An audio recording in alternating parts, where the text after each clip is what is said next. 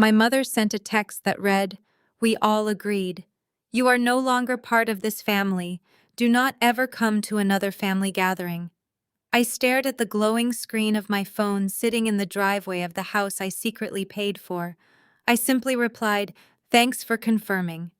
Then I opened my banking app and canceled the mortgage, the luxury car leases, and the family phone plan.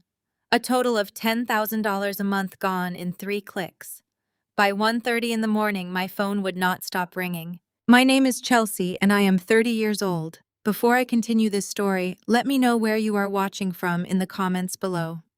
Hit like and subscribe if you have ever had to cut off toxic family members who drained your life. I had just landed at Chicago Airport after a grueling 14-hour flight from an international cybersecurity conference in London. As the founder and CEO of my own firm, my life was a constant blur of threat assessments and high-stakes corporate defense. But my family knew none of that. To them, I was just a glorified tech worker who fixed computers. I drove my modest sedan straight from the airport to the sprawling 5-bedroom estate in the affluent suburb of Oak Brook. The driveway was packed with luxury vehicles. It was my younger sister Brittany and her husband DeAndre's third anniversary party. DeAndre, a tall, charismatic African-American man who dressed exclusively in designer labels, always threw massive celebrations. He claimed to be a cryptocurrency investment genius, inviting the local elite to showcase his wealth. Music thumped through the heavy oak doors, and the glow of expensive string lights illuminated the perfectly manicured lawn. I walked up the stone pathway carrying my travel bag and a bottle of vintage wine I had picked up in Europe. The sheer irony of the situation weighed heavily on my exhausted shoulders. I was the legal owner of this million-dollar property. I paid the exorbitant monthly mortgage, the property taxes, and the insurance. I even paid the leases on the matching electric vehicles parked near the fountain. But my family had completely erased my financial contribution, telling everyone that DeAndre bought the house as a wedding gift for Brittany. I kept my mouth shut and paid the bills foolishly, believing that taking care of them would eventually earn me a place in their hearts. I pushed open the front door, stepping into a foyer overflowing with guests wearing cocktail attire. Waitstaff balanced silver trays of champagne, and laughter echoed from the vaulted living room. I spotted Brittany immediately. She was wearing a sequined gown, holding up her phone on a tripod to live stream her perfect anniversary to her modest following of internet fans. DeAndre stood nearby, holding a crystal glass, loudly boasting to a group of men in sharp suits about his latest digital coin venture. I felt entirely out of place in my wrinkled travel blazer and sensible flats. I tried to slip past the crowd toward the kitchen to put the wine away and maybe grab a glass of water. I did not make it far. A sharp hand grabbed my upper arm, yanking me behind the heavy kitchen doors. It was my mother, Pamela. At 58, she spent more time at the dermatologist and country club than anywhere else. She looked me up and down, her perfectly lined lips curling into a sneer of pure disgust. "What on earth are you wearing, Chelsea?" my mother hissed, keeping her voice low so the guests in the dining room would not hear. "You look like a vagrant." "I just flew in from London, Mom," I said, rubbing my arm where her acrylic nails had dug into my skin. "I came straight from the airport to celebrate with Brittany." "Celebrate?" she scoffed, crossing her arms over her silk blouse. "You are embarrassing us. Look at you. No makeup, messy hair, wearing those awful flat shoes. DeAndre has important clients here tonight. Elite investors, people with actual money and class. We cannot have you walking around looking like you just crawled out of a cubicle." I stood there feeling the familiar sting of her rejection. This was the house I bought, the kitchen I paid to have remodeled, and I was being treated like a trespassing beggar. "I have a successful career, Mom. I work hard." She rolled her eyes dramatically. "Please. You fix broken internet routers. Do not compare your little desk job to what DeAndre does. He is a financial visionary. He provides for your sister. He bought her this magnificent home. What have you done with your life, Chelsea? You are 30 years old and completely alone. No husband, no children, no social standing. You are a failure as a woman." The words were intended to shatter me. For years they would have succeeded. but standing there exhausted from building a multi-million-dollar cybersecurity empire that she could not even comprehend, the illusion finally broke. I looked at her, truly seeing the vanity and cruelty that masked her insecurities. "Are you honestly calling me a failure?" I asked, my voice steady and cold. "Yes," she snapped, stepping closer, her perfume suffocating me. "You are a disappointment. Brittany is living the American dream, and you are just a dark cloud, bringing down the mood of this entire family. DeAndre actually asked me earlier if you were going to show up and ruin the aesthetic of their party. I will not let you ruin your sister's special night with your pathetic energy. I want you to leave, right now." I stared down at the expensive marble floor I had paid to install. Without another single word, I turned around and walked out the back door into the cold night. They had finally crossed the point of no return, and I was entirely done pretending to care anymore. My mother sent a group text that read, "We all agreed. You are no longer part of this family. Do not ever come to another family gathering." I stared at the glowing screen of my phone sitting outside the mansion I secretly financed. I simply replied, "Thanks for confirming." Then I opened my laptop and canceled the mortgage, the luxury car leases, and the premium phone plan. A total of $10,000 a month gone in 3 clicks. By 1:30 in the morning, my phone would not stop ringing. My name is Chelsea, and I am 30 years old. Before I continue this story, let me know where you are watching from in the comments below. Hit like and subscribe if you have ever had to cut off toxic family members who drained your life. The night air was biting, a sharp contrast to the suffocating kitchen I had just escaped. I pulled my coat tight around my shoulders, my sensible flats crunching loudly against the frost-covered gravel of the rear driveway. Through the massive bay windows, I could still clearly see the party raging on. Brittany tossed her head back in staged theatrical laughter, posing for yet another photograph while DeAndre held court. My parents stood nearby near the grand staircase, projecting a perfect image of upper-class wealth inside a sprawling fortress built entirely on my silent labor. I finally reached my modest sedan, parked out on the street far away from their luxury vehicles. The heavy thud of my car door shutting out the thumping bass of the party music felt like a physical barrier dropping down between us. I slumped into the driver's seat and exhaled. Although I was utterly exhausted from my grueling 14-hour London flight, my mind operated with terrifying clarity. The usual guilt that always accompanied my interactions with my mother was entirely gone, replaced by a cold and calculating precision. I did not turn the key. Instead of leaving immediately, I sat in the darkness, watching my breath fog up the cold windshield, just waiting. I knew Pamela well. She needed an audience to solidify her false narrative. The digital clock on my console finally flipped to exactly 11:45 p.m. My car illuminated with the harsh glow of my phone. A notification chimed. It was a group text message arrived sent to a thread, including Thomas, Brittany, DeAndre, and several extended relatives who were attending the party. I stared down and read the harsh words my mother had carefully typed out. "We all agreed. You are no longer part of this family. Do not ever come to another family gathering." I stared at the pixels.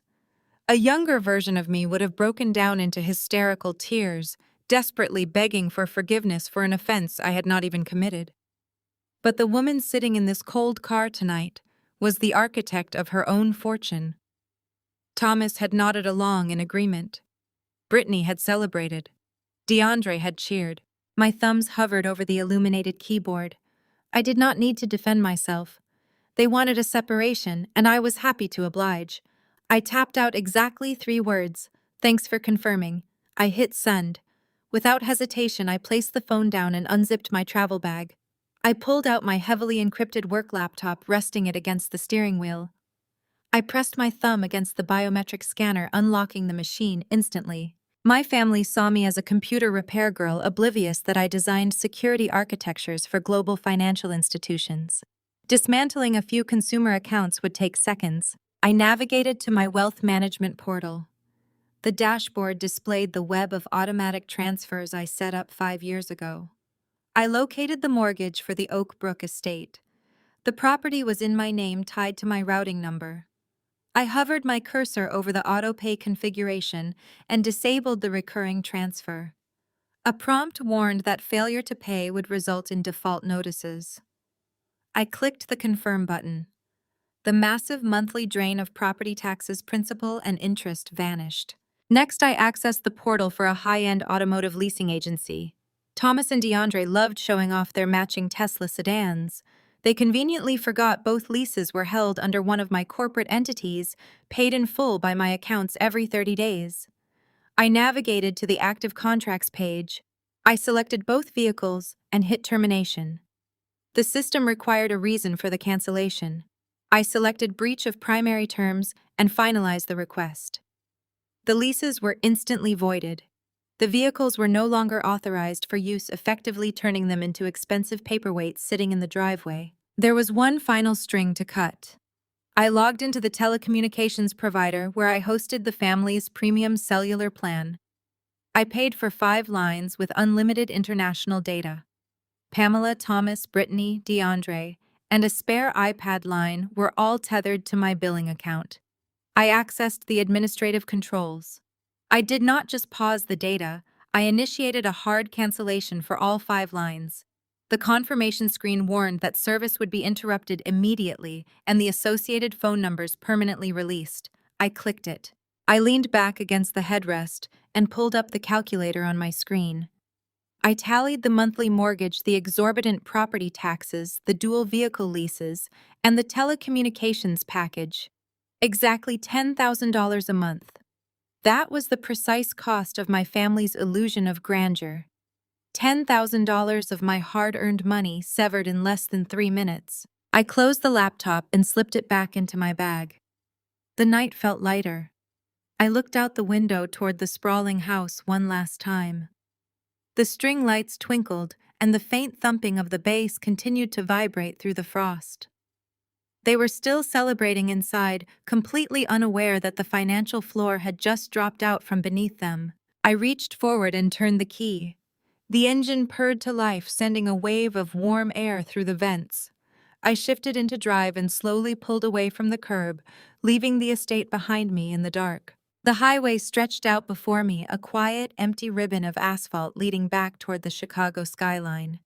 The rhythmic hum of the tires against the pavement was the only sound inside the cabin of my car, a stark and beautiful contrast to the thumping bass and shallow laughter I had just left behind.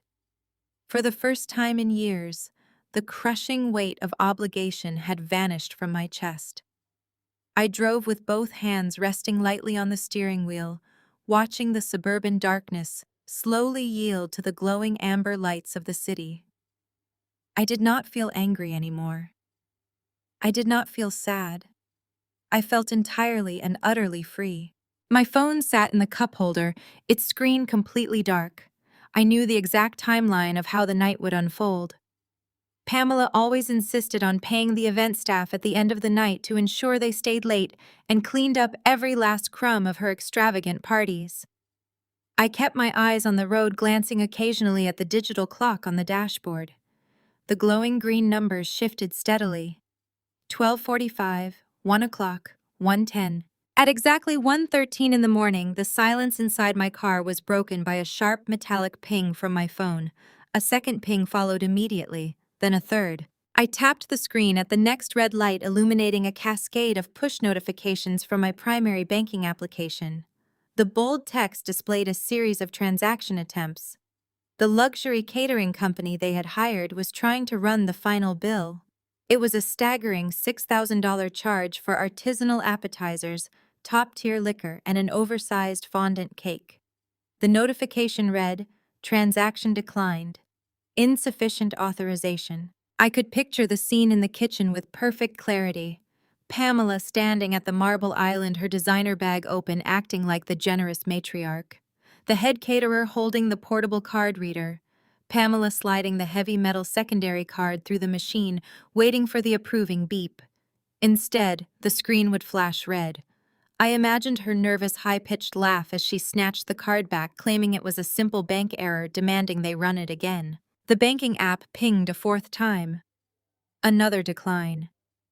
The plastic rectangle she relied on to fund her socialite persona was now completely useless. She was standing in front of the hired help and a kitchen full of lingering guests, with a massive unpaid invoice and zero access to my funds. Before the reality of her declined card could even fully register at the party, my screen lit up with a different set of alerts. These notifications came from the automotive leasing portal. The remote termination command I had executed in the driveway had successfully processed through the central servers. When a luxury lease is flagged for immediate termination due to a breach of contract, the manufacturer does not wait politely until morning. The system automatically revokes all digital keys and initiates a security lockdown to prevent the unpaid assets from being moved. A high-priority alert flashed across my phone screen. Vehicle immobilized. Security protocol initiated. I smiled, imagining the sheer chaos erupting in the circular driveway. DeAndre and Thomas loved those electric vehicles. They were the ultimate status symbols, parked prominently near the front doors for all the elite investors to admire. Without warning, the cars would have forcefully ejected the digital profiles of my family members. The doors would lock down with a heavy mechanical clunk. Then the security alarms would trigger.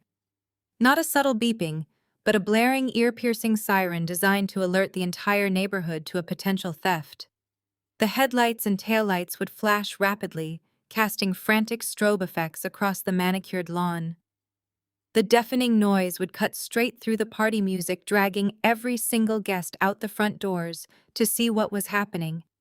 DeAndre would run out frantically, tapping his smartphone against the driver's side window, completely locked out of the car he claimed to own, publicly humiliated in front of the very people he was trying to impress. I merged onto the expressway, the towering skyscrapers of downtown Chicago finally coming into full view.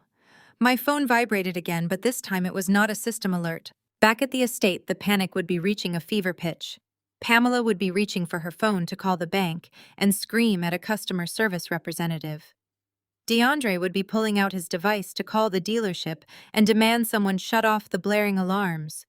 Brittany would be frantically trying to dial my number to find out why the money was gone. They would all unlock their screens simultaneously, only to stare at the top right corner of their displays. There would be no signal bars. There would be no premium high-speed data. The network status would simply read SOS only. The realization would hit them like a bucket of ice water. The catered food, the luxury cars, the endless cellular data, every single piece of their lavish lifestyle was connected to one person. The person they had just formally excommunicated and banished from their home. My phone screen brightened with an incoming call. The caller ID did not show a name, just a random string of numbers associated with a voice-over internet protocol service. They had managed to connect to the estate router and were desperately trying to reach me via Wi-Fi calling. I let it ring. The screen went dark, only to light up a second later with another unknown Wi-Fi call. Then another.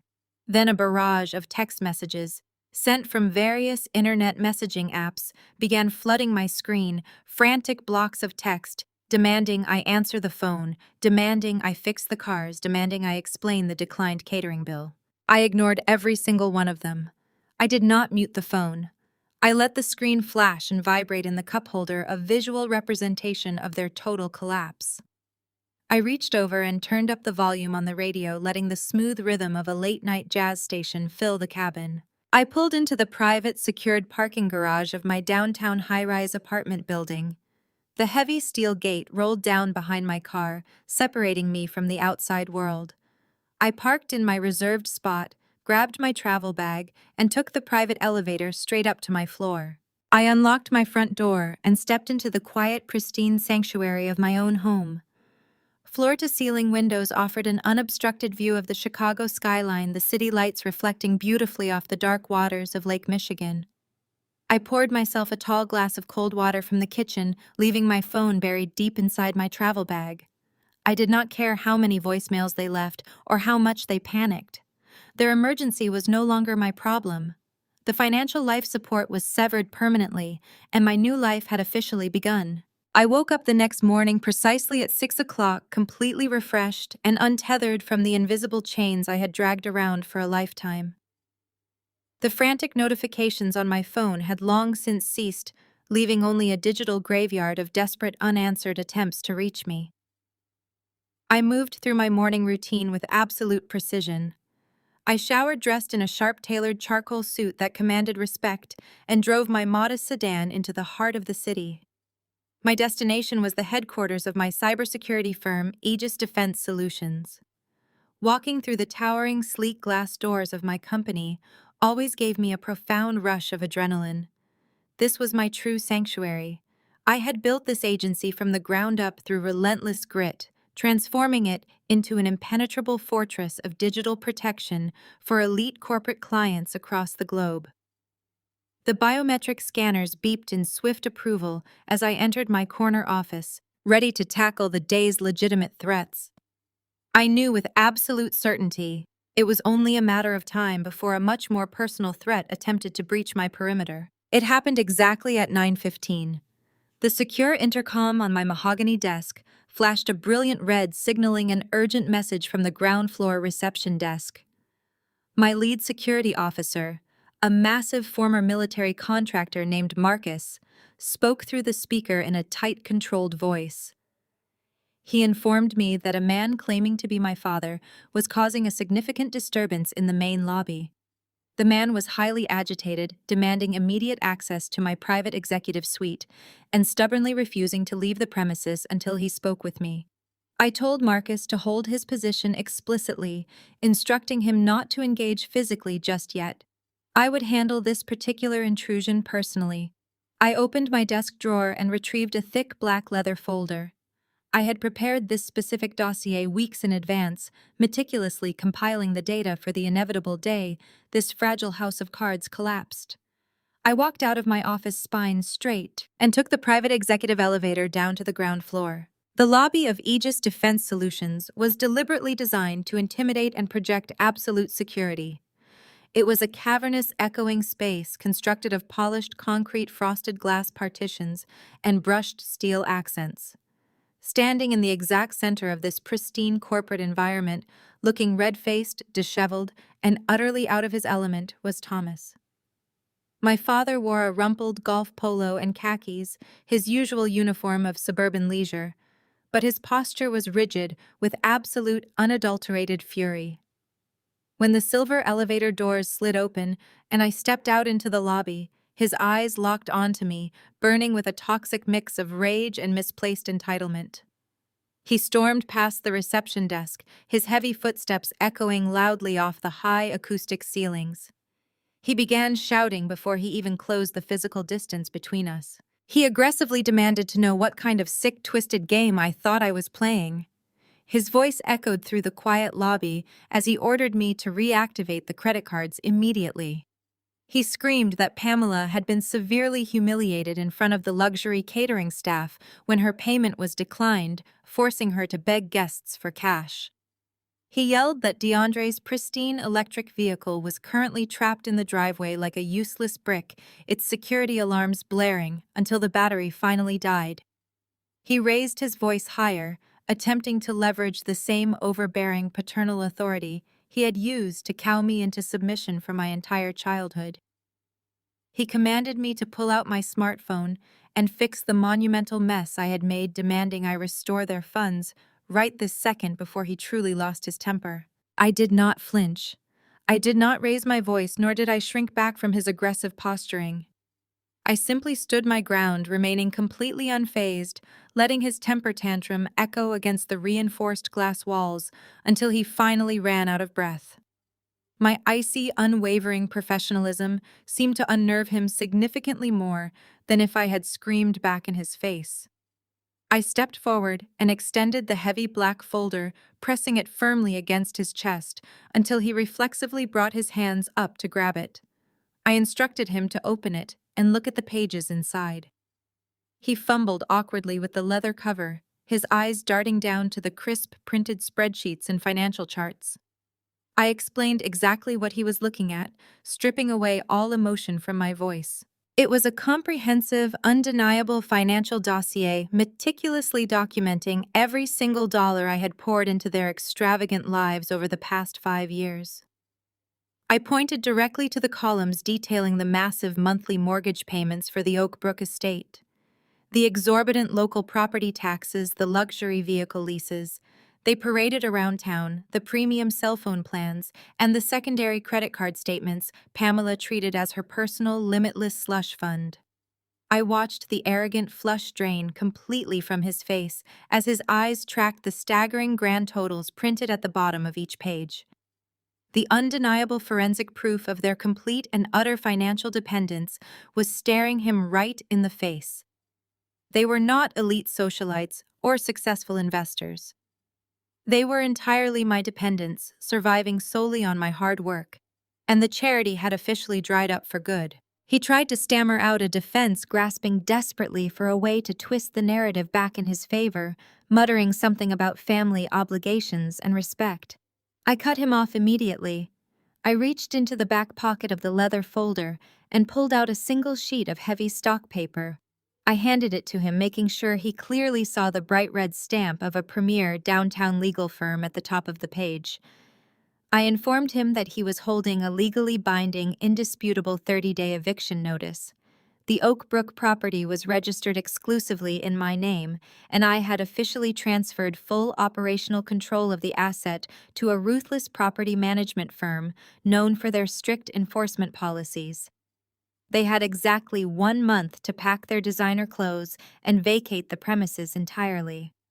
From this moment forward, I told him any issues regarding the house, the utilities, or the impending eviction were to be directed solely to the management firm's legal team. All direct contact with me was permanently and legally severed. Thomas stared blindly at the eviction notice, his hands shaking so violently the heavy paper rattled in the quiet lobby. The harsh reality of his impending ruin finally shattered his stubborn arrogance. His face twisted into a mask of pure, desperate hatred. He lunged forward, stopping mere inches from my face, his voice dropping to a vicious, venomous growl. He explicitly threatened to destroy me. He swore he would drag my name through the mud, completely ruin my precious company's sterling reputation, and make sure I lost absolutely everything I had built, promising severe retaliation for what I was doing to his family. I smiled, a tight, merciless expression that offered zero quarter. I reached up and tapped the silver communication button on my smartwatch. Marcus and 2 other broad-shouldered security guards immediately stepped out from behind the frosted glass partitions, moving with practiced efficiency to surround my father in a tight, inescapable triangle. I looked Thomas dead in the eye and told him his time was up. I turned my back without another word and walked calmly toward the private elevator. Behind me, the security team firmly grabbed my father by the arms, physically marching him across the polished concrete floor and shoving him out the heavy glass doors into the bustling morning street. I watched him stumble onto the sidewalk, clutching the dossier that sealed his fate, completely powerless in the face of the reality I had just handed him. The heavy elevator doors sealed shut, cutting off the sight of Thomas stumbling onto the pavement. I ascended back to my executive suite, the adrenaline of the confrontation slowly fading into a sharp, focused calm. For exactly 48 hours, the silence from the Oak Brook estate was absolute. I assumed the sheer shock of the eviction notice and the abrupt loss of their luxury vehicles had paralyzed them into submission. I vastly underestimated my sister's desperate need for attention and her ruthless willingness to weaponize her internet presence. On Wednesday morning, my phone began vibrating relentlessly against my glass desk. It was not my family calling to apologize. It was an overwhelming influx of automated alerts from the reputation monitoring software I utilized for both my personal brand and my cybersecurity firm. I clicked the primary notification and was immediately greeted by Brittany's face filling my mobile screen. She was sitting on the hardwood floor of the estate's grand living room, strategically positioned in front of the sweeping fireplace, to look incredibly small and vulnerable. She wore no makeup, a stark contrast to her usual heavily contoured, glamorous aesthetic, and she had dressed in an oversized, faded sweatshirt. The video was a masterclass in digital manipulation. It was heavily edited, featuring somber, royalty-free acoustic music playing softly in the background, and rapid jump cuts designed to maximize emotional impact. Brittany stared directly into the camera lens, squeezing out actual glistening tears as she launched into a heavily rehearsed monologue. She painted a horrifying, entirely fictional picture for her audience. According to her narrative, her deeply jealous, toxic older sister had suffered a severe mental breakdown and was currently executing a campaign of ruthless financial abuse against our elderly parents. She boldly claimed to her followers that I had stolen our parents' life savings, hijacked the deed to their beloved family home through malicious legal trickery, and was now actively throwing our sick mother and father out onto the freezing Chicago streets with absolutely nothing to their names. She cried hysterically throughout the recording, clutching a tissue and begging her viewers to share the footage to raise awareness about elder abuse and narcissistic siblings. Brittany expertly leveraged every algorithmic trick in her arsenal. She utilized trending audio tracks, optimized her captions with high-traffic hashtags, and deliberately tagged major internet drama channels. Within hours, the calculated smear campaign had exploded across TikTok and Instagram. The video racked up 500,000 views, then rapidly crossed the 1 million mark. The comments section devolved into a toxic wasteland of strangers demanding my head on a platter, actively attempting to dox my personal address and labeling me a monster. Brittany had successfully weaponized her fake victimhood, turning my establishment of basic financial boundaries into a massive public witch hunt. But the viral social media circus was merely a loud, flashy distraction. The real damaging attack came directly from DeAndre, and it was aimed precisely at my livelihood. As I sat at my desk watching the view count on Brittany's tearful performance climb exponentially, my lead public relations director burst into my office. Her face was pale, and her tablet was clutched tightly in her hands. She quickly briefed me on a massive coordinated digital assault currently targeting Aegis Defense Solutions. DeAndre was utilizing his shady, unregulated cryptocurrency networks to deploy a highly sophisticated bot swarm against my company's digital footprint. Across Google Trustpilot and various industry-specific software review platforms, thousands of one-star ratings were materializing out of thin air at an alarming rate. The automated accounts flooded our business pages with fabricated, terrifying horror stories. They claimed our elite cybersecurity software was deeply compromised, that we actively leaked sensitive client data to the dark web, and that our technical support teams were entirely non-existent. It was a classic aggressive review bombing campaign, maliciously designed to obliterate our search engine optimization rankings and completely destroy our hard-earned corporate credibility. The sheer volume and velocity of the negative reviews immediately triggered automated risk alerts across the broader tech sector. While my long-term established enterprise clients knew my firm well enough to ignore the sudden suspicious influx of internet noise, my newer accounts did not possess that foundational trust. The phones in our sales and client retention departments began ringing frantically. Promising startups and mid-sized financial firms we had just onboarded last quarter were panicking. Nervous executives were leaving urgent voicemails threatening to immediately pull their lucrative defense contracts over escalating fears that our infrastructure was legitimately failing. DeAndre was actively trying to choke out my corporate cash flow to force me into financial submission. I stood by the floor-to-ceiling windows of my office, looking down at the crawling city traffic far below. They genuinely thought they could break me by attacking my professional reputation. My family assumed I would instantly fold under the crushing pressure of public shame and widespread corporate panic. They expected me to pick up the phone and call them, desperately begging them to stop the digital bleeding in exchange for ripping up the 30-day eviction notice and turning the money pipeline back on. They were playing amateur internet checkers while I ran an elite agency that actively fought off international cyber syndicates before my morning coffee. I turned away from the sprawling city view and walked calmly back to my desk, my fingers tracing the cool edge of my keyboard. Brittany's tearful, lying face was still looping silently on my secondary monitor, a constant glowing reminder of their absolute treachery. I did not draft a frantic public statement defending my character. I did not post a retaliatory video or release my family's actual financial records to the angry internet mobs. When you engage emotionally with a smear campaign, you only feed the algorithm and validate the attacker. Instead, I treated this situation exactly like what it was. It was not messy family drama. It was a hostile, coordinated cyber threat, and it required a surgical, uncompromising, and highly technical response. I locked the door to my private suite and engaged the privacy frost on the glass walls with a single press of a button. The ambient noise of the busy corporate floor vanished entirely, leaving me in absolute necessary silence. I pulled my ergonomic chair close, waking up my custom-built desktop rig. 3 massive curved monitors flared to life, bathing the room in a sharp, clinical glow. The emotional noise of Brittany's crying visage and the frantic emails from terrified clients faded into the background. I was no longer a betrayed sister or a dismissed daughter. I was a predator operating in my natural habitat.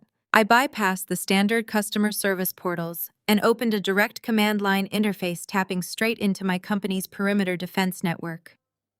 The bot swarm DeAndre had unleashed was loud, aggressive, and incredibly sloppy. He had purchased a low-tier, off-the-shelf distributed denial of service package and aimed it indiscriminately at our public review pages.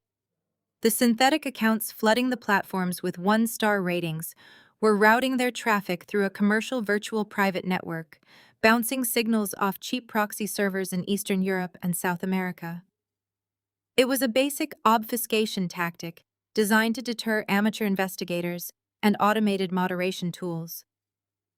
DeAndre fundamentally misunderstood the vast difference between downloading a hacking script from a forum and actually understanding network architecture. I initiated a packet-sniffing protocol capturing the incoming data requests currently hitting our servers. I did not care about the fake reviews themselves. My sole focus was locating the command and control server dictating their malicious actions. By analyzing the microsecond latency between the command executions and the server responses, I could effectively map the network hops backward.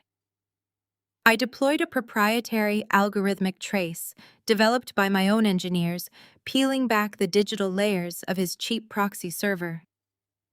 The synthetic masking dissolved rapidly, revealing the raw, unencrypted origin point of the attack. A familiar string of numbers populated on my center monitor.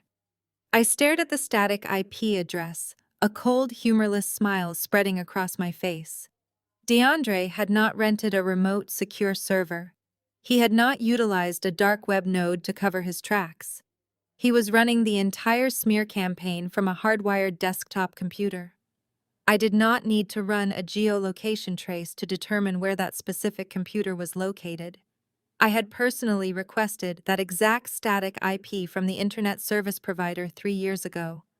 It belonged to the enterprise-grade fiber optic network I had installed at the Oak Brook estate. DeAndre was launching a federal cyber attack against my corporation, using the very internet connection I was still legally financing. Because I was the primary account holder and the original architect of that home network, I possessed the master administrative credentials. I opened a new terminal window and initiated a silent remote handshake with the estate's primary router. The system recognized my master key, instantly granting me full undetected access to the back end of the house's entire digital ecosystem. I began isolating the local traffic, intending to simply locate DeAndre's specific media access control address and sever his machine from the network entirely. However, as the live data stream cascaded down my screen, a massive glaring anomaly caught my eye. The botnet traffic generating the fake reviews was a mere trickle compared to the staggering torrent of encrypted data surging through the router. It was a torrential flood of information, consuming nearly 90% of the estate's massive gigabit bandwidth. This was not streaming 4K video. This was not competitive online gaming. This was the distinct heavy signature of continuous cryptographic hashing and high-frequency automated trading algorithms. I frowned, leaning closer to the monitors. I redirected a mirror copy of the massive data flow to my secure sandbox environment for decryption and analysis. The packets were heavily scrambled, utilizing a complex cipher designed to mask financial transactions on decentralized blockchains. It took my decryption software less than 4 minutes to crack the key. As the raw data rendered into legible structured code, the true horrifying scope of DeAndre's activities materialized before me. He was not just trading cryptocurrency. He was actively hosting the back-end infrastructure for a massive illicit financial operation directly from the estate's basement. I traced the wallet addresses hidden within the code following the digital money trail across multiple unregulated offshore exchanges. DeAndre had launched a series of fraudulent decentralized finance tokens. He was utilizing automated scripts to artificially inflate the trading volume, creating the dangerous illusion of massive market demand. Unsuspecting retail investors were pouring their real money into his liquidity pools, drawn in by the false promise of astronomical rapid returns. I could see the exact smart contracts he had deployed on the blockchain. They were entirely rigged. Every time a legitimate investor purchased the token, a hidden function siphoned 70% of the transaction fee directly into a series of untraceable cold wallets controlled exclusively by DeAndre. He was then using a fraction of those stolen funds to pay out the very earliest investors, maintaining the illusion of profitability, while aggressively draining the entire system dry. It was a textbook high-tech Ponzi scheme, a blatant and highly illegal rug pull operation. The sheer scale of the ongoing fraud was breathtaking. The ledgers indicated hundreds of thousands of dollars flowing through these digital wallets weekly. This completely explained his arrogant demeanor and his desperate need to project immense unearned wealth. He was funding his delusions of grandeur with stolen money, but he had been incredibly stupid enough to anchor the entire criminal enterprise to a physical IP address bearing my name. If the Securities and Exchange Commission or the Federal Cybercrime Division caught wind of this blockchain signature, they would trace it straight back to the Oak Brook property. They would not politely knock on the front door. They would execute a tactical raid, seizing the house, the servers, and every physical asset tied to the location. The 30-day eviction notice I had handed my father earlier that morning was no longer just a necessary step to sever emotional and financial ties. It was now a critical matter of absolute legal self-preservation. DeAndre had unknowingly handed me the ultimate weapon. He believed he was ruining my business with a few thousand fake internet reviews, completely oblivious to the fact that I now possessed the exact digital ledger required to send him to federal prison for a very long time. I initiated a secure encrypted backup protocol, quietly saving every single line of his fraudulent code to an isolated offline drive. I would not just evict them. I possessed the capability to dismantle their entire fabricated reality. I safely ejected the encrypted flash drive and slipped it into the inner pocket of my suit jacket. The cold metal against my ribs was a physical reminder of the devastating leverage I now possessed. I did not intend to hand the drive over to federal authorities immediately. DeAndre's illicit operations were contained within my network perimeter, and exposing him prematurely might entangle the Oak Brook property in a lengthy, complicated asset forfeiture battle before I could legally sever my ties to it. My immediate priority was clean, absolute extraction. The eviction had to proceed flawlessly. I picked up my desk phone and dialed the direct line to Evelyn Vance, the senior partner at the real estate litigation firm I had retained alongside the property management group. I instructed her to push the 30-day notice through the county courts with maximum aggression. I wanted no extensions, no grace periods, and absolutely no room for negotiation.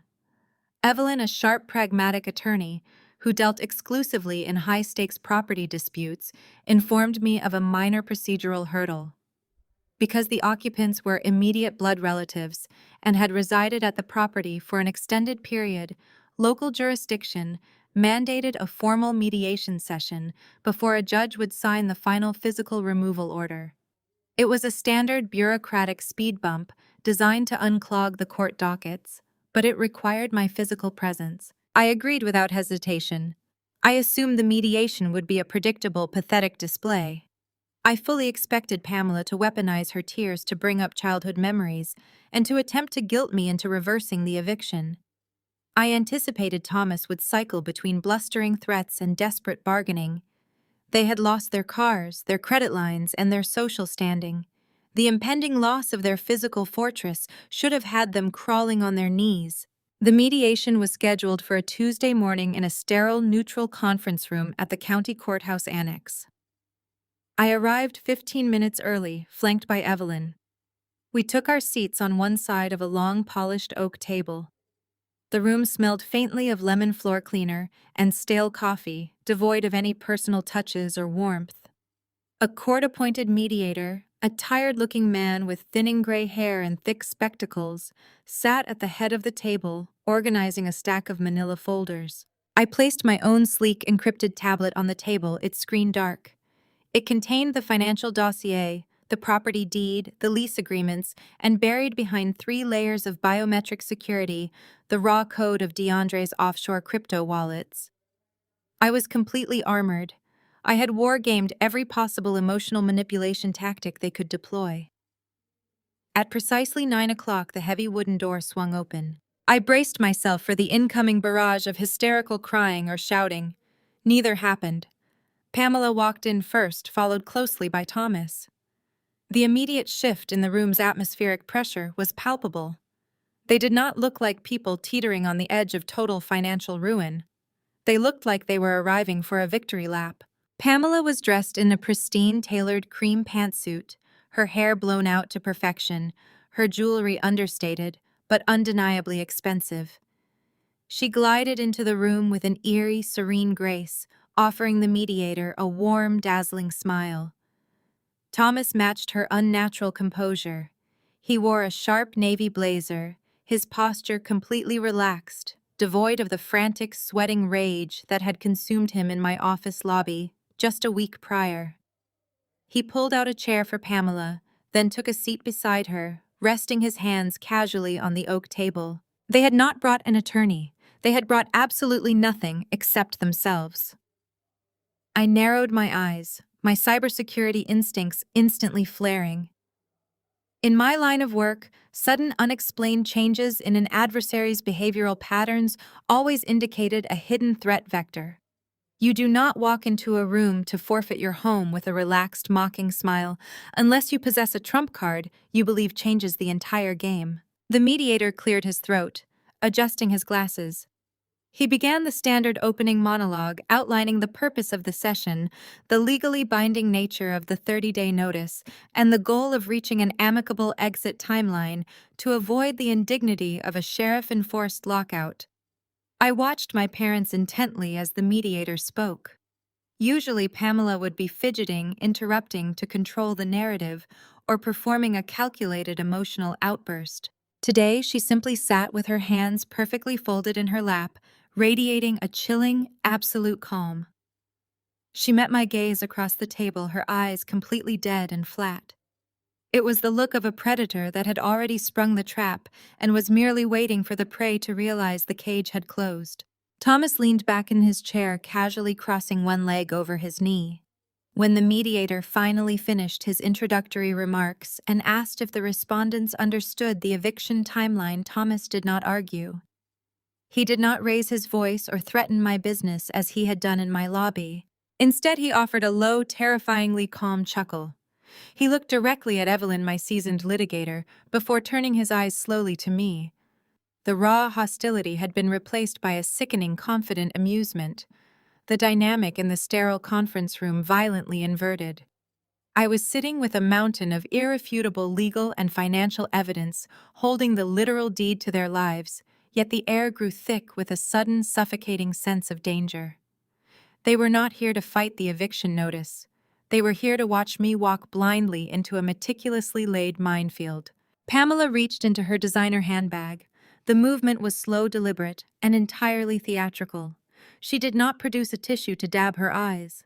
She pulled out a single thin manila envelope and slid it smoothly across the polished wood, stopping exactly in the center of the table. The unnatural silence in the room stretched out heavy and absolute.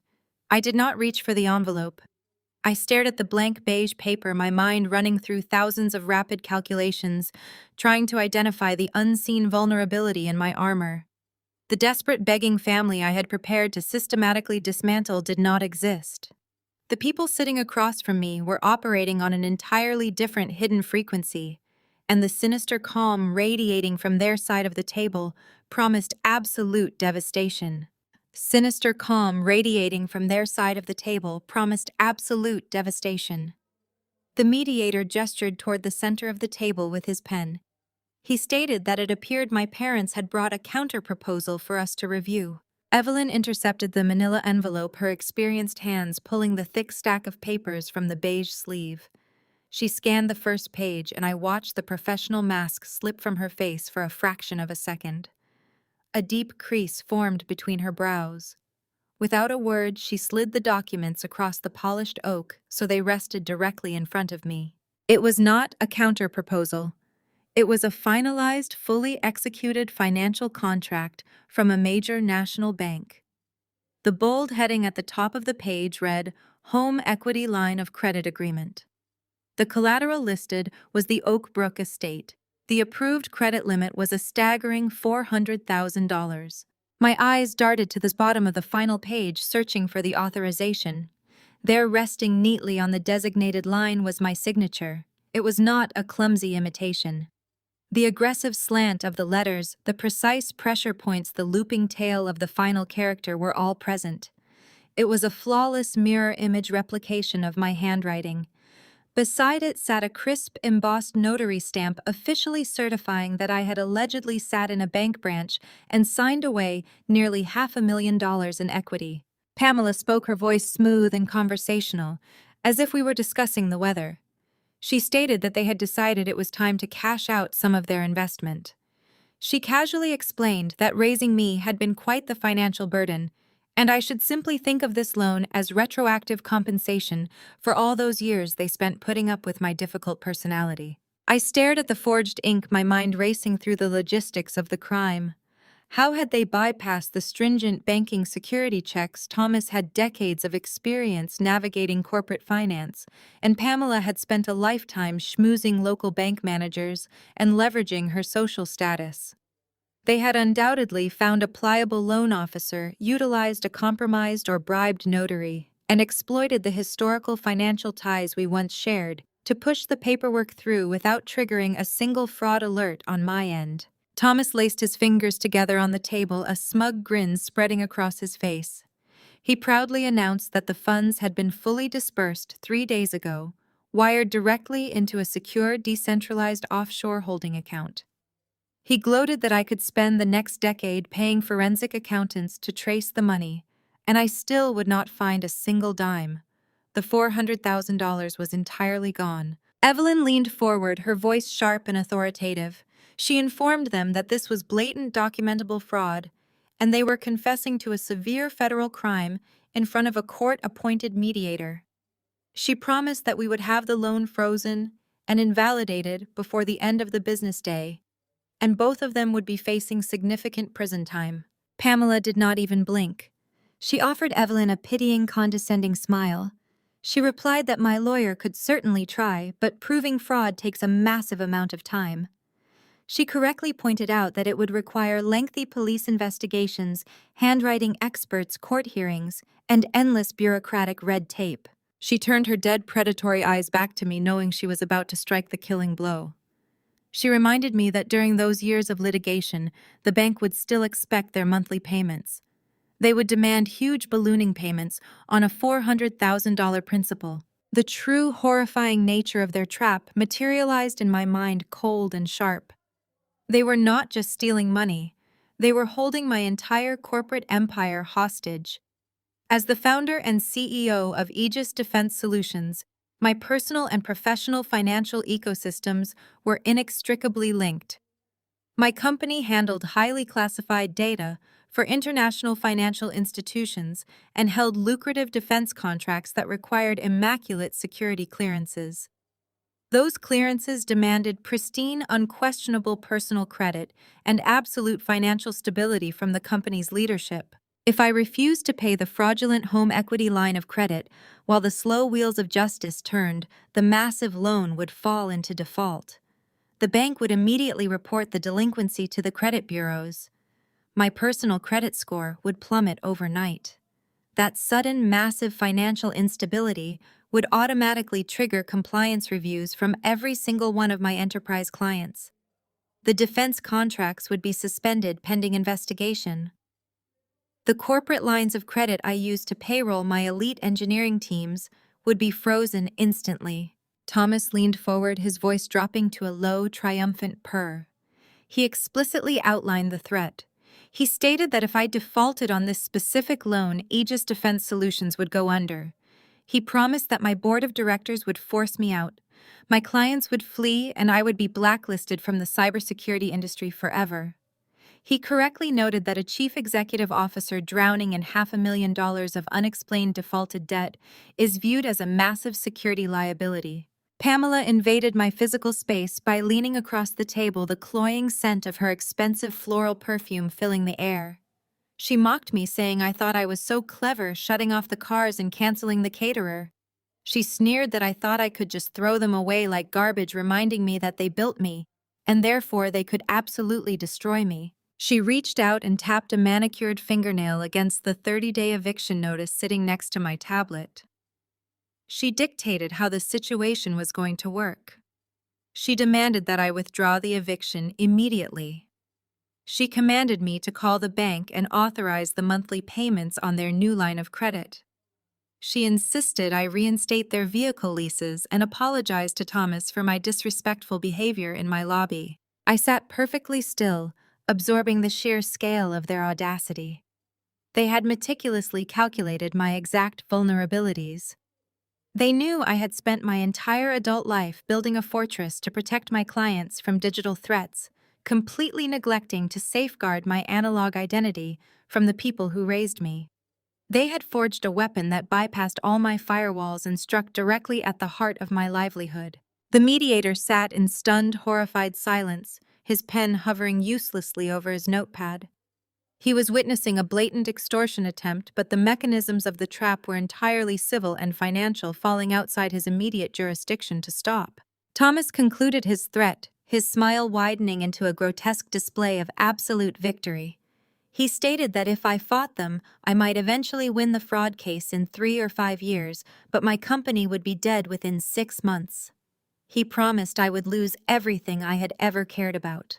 Evelyn looked at me, her usual courtroom aggression tempered by the realization of the collateral damage this would inflict on my company. She knew as well as I did that a protracted legal battle over a defaulted $500,000 loan was a death sentence for a chief executive in my specific sector. Pamela sat back in her chair, radiating satisfaction. She genuinely believed she had checkmated me. She believed that by threatening the one thing I valued more than my freedom, my company, I would instantly capitulate and return to my role as their silent, obedient financier. I looked down at the forged signature on the bank document. The ink was a dark, solid blue. It was a perfect counterfeit of the name they had given me, a name they now sought to entirely dismantle. My silence stretched on, hanging heavy in the sterile conference room as they waited for my inevitable surrender. I looked up from the dark blue ink, meeting Pamela's triumphant, unblinking gaze across the table. I reached forward, hooked my index finger over the edge of the fraudulent agreement, and slid it directly back toward her manicured hands. I stated with a voice devoid of any tremor or hesitation that I did not negotiate with extortionists. I stood up, snapping my encrypted tablet shut in a single fluid motion. Evelyn rose instantly beside me, perfectly mirroring my shift in protocol. Thomas sputtered, his calm facade breaking as he slammed his hand on the oak table, loudly reiterating his threat about my corporate contracts and impending financial doom. I simply turned my back on them and walked out of the sterile annex. The heavy wooden door clicking shut behind me served as my final response. They wanted a war of attrition. I was going to deliver a digital execution. My immediate tactical objective was neutralizing the threat to my personal credit profile before the bank's automated systems initiated a default sequence. Before my driver even navigated out of the courthouse parking structure, I was on an encrypted line with Evelyn authorizing a massive legal strike. I instructed her to file an emergency injunction against the National Bank to freeze the credit line and halt all reporting to the major bureaus. To guarantee a judge would grant the injunction, we needed irrefutable scientific proof of the forgery, not merely my verbal denial. I bypassed the standard police forensic examiners who routinely took months to process a single signature. Instead, I contracted Dr. Elias Vance, an elite independent forensic document examiner who frequently consulted for federal intelligence agencies. I routed my vehicle directly to his private high-security laboratory in the financial district. Dr. Vance's workspace resembled a semiconductor clean room filled with stereoscopic microscopes, spectral imaging arrays, and stark white lighting. I handed him the high-resolution certified scans of the loan document that Evelyn had aggressively procured from the bank's legal department during our transit. I also provided 50 pages of my authentic wet ink signatures spanning the last decade to serve as an unassailable baseline. We stood in tense silence as he ran the forged document under an electrostatic detection apparatus. He isolated the specific signature block, projecting it onto a massive high-definition monitor.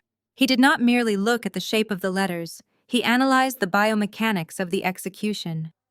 He pointed a laser stylus to microscopic pools of ink at the apex of my initials, explaining that a natural signature is a fluid, continuous, and dynamic motion.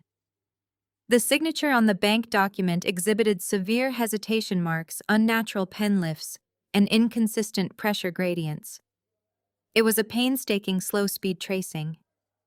Furthermore, his infrared spectroscopy analysis revealed the ink formulation did not match standard bank-issued ballpoint pens, but rather a specific high-end calligraphy marker Pamela was famously known to favor for her social correspondence. Within 3 hours, Dr. Vance furnished a sworn, heavily documented 40-page affidavit, confirming the signature was an absolute structural forgery. The affidavit bought me the necessary legal breathing room to prevent an immediate credit hit, but it did not explain the systemic catastrophic failure that allowed the fraud to occur in the first place. A Tier 1 national bank does not simply hand over $400,000 based on a single mailed-in piece of paper. Their verification protocols mandate multi-factor authentication, rigorous identity verification, and recorded verbal confirmations. Pamela could meticulously trace my name, but she possessed absolutely no capability to bypass enterprise banking security alone. That required a severe technical circumvention. I returned to Aegis Defense Solutions and locked myself back inside my private suite. I needed to map the exact digital trajectory of that loan approval. Utilizing my high-level cybersecurity clearance and custom scraping tools, I initiated a deep dive sweep into public financial filings property registry, timestamp updates, and the bank's external compliance routing data. I generated a sprawling, interconnected digital flowchart on my secondary monitors, linking the bank's loan origination timestamps with the raw data packets I had previously intercepted from the Oak Brook Estates router. The picture that emerged was not a simple case of identity theft. It was a highly sophisticated, multi-layered inside job facilitated by a shadow network. The fraudulent application had not been submitted through a public branch or a standard consumer online portal. It was routed entirely through a specialized back-end broker portal designed specifically for high-net-worth wealth management accounts, a portal deliberately structured to bypass standard retail verification delays to expedite white-glove service. Tracking the digital handshakes backward through the network architecture, I isolated the specific employee credential that authorized the catastrophic bypass. It belonged to a mid-level loan officer who had manually overridden the verbal confirmation requirement, citing a fabricated in-person meeting in his digital log. Corrupting a bank official required significant leverage or untraceable compensation. I aggressively cross-referenced the loan officer's public financial footprint with the illicit cryptocurrency ledgers I had archived from DeAndre's basement server. I deployed a proprietary algorithmic web crawler to search for any intersecting digital artifacts between the two men. The connection materialized on my screen with chilling clarity. Exactly 48 hours before the home equity application was initiated, a massive transfer of decentralized tokens had moved from DeAndre's rigged liquidity pool into an anonymized offshore wallet. I tracked that specific wallet's transactional history through a complex series of dark web tumblers, which were designed specifically to scramble the origin of illicit funds. The tumbled currency eventually exited the blockchain through a fiat off-ramp in the Cayman Islands, depositing straight into a newly formed shell corporation. I pulled the corporate registry for that specific shell company and found it was registered to the corrupt loan officer's brother-in-law. DeAndre had not just been running a localized Ponzi scheme to inflate his ego. He had utilized his stolen crypto wealth to bribe a federal bank official. My brother had provided the crucial logistical bridge. Pamela had executed the physical forgery, but DeAndre had weaponized his illegal digital assets to grease the bureaucratic wheels, purchasing the necessary blind eye at the bank to push the fraudulent document into the legitimate financial system. They had colluded, pooling their malicious talents to construct this elaborate extortion trap. The sheer arrogance of their plan was astounding, yet mathematically precise in its execution. DeAndre's illicit network had acted as the digital Trojan horse carrying Pamela's forged weapon past the bank's formidable gates. Every single timestamp, every obfuscated wire transfer, and every flagged IP address was now meticulously documented, cross-referenced, and securely stored on my encrypted offline drive. I had entirely reverse-engineered their conspiracy, transforming their ultimate threat into a perfectly packaged, devastating federal indictment. I carried that encrypted drive through the heavy glass doors of Evelyn's downtown law firm before the receptionist had even finished turning on the lobby lights. I bypassed the waiting area entirely, stepping into Evelyn's corner office and placing the small metallic rectangle directly onto the center of her mahogany desk. She took one look at my expression, picked up her desk phone, and instructed her assistant to hold all calls for the next 2 hours. We moved to her air-gapped terminal, a secure machine entirely disconnected from the outside internet, and I plugged the drive in. For 45 minutes, I walked her through the digital flowchart of my family's conspiracy.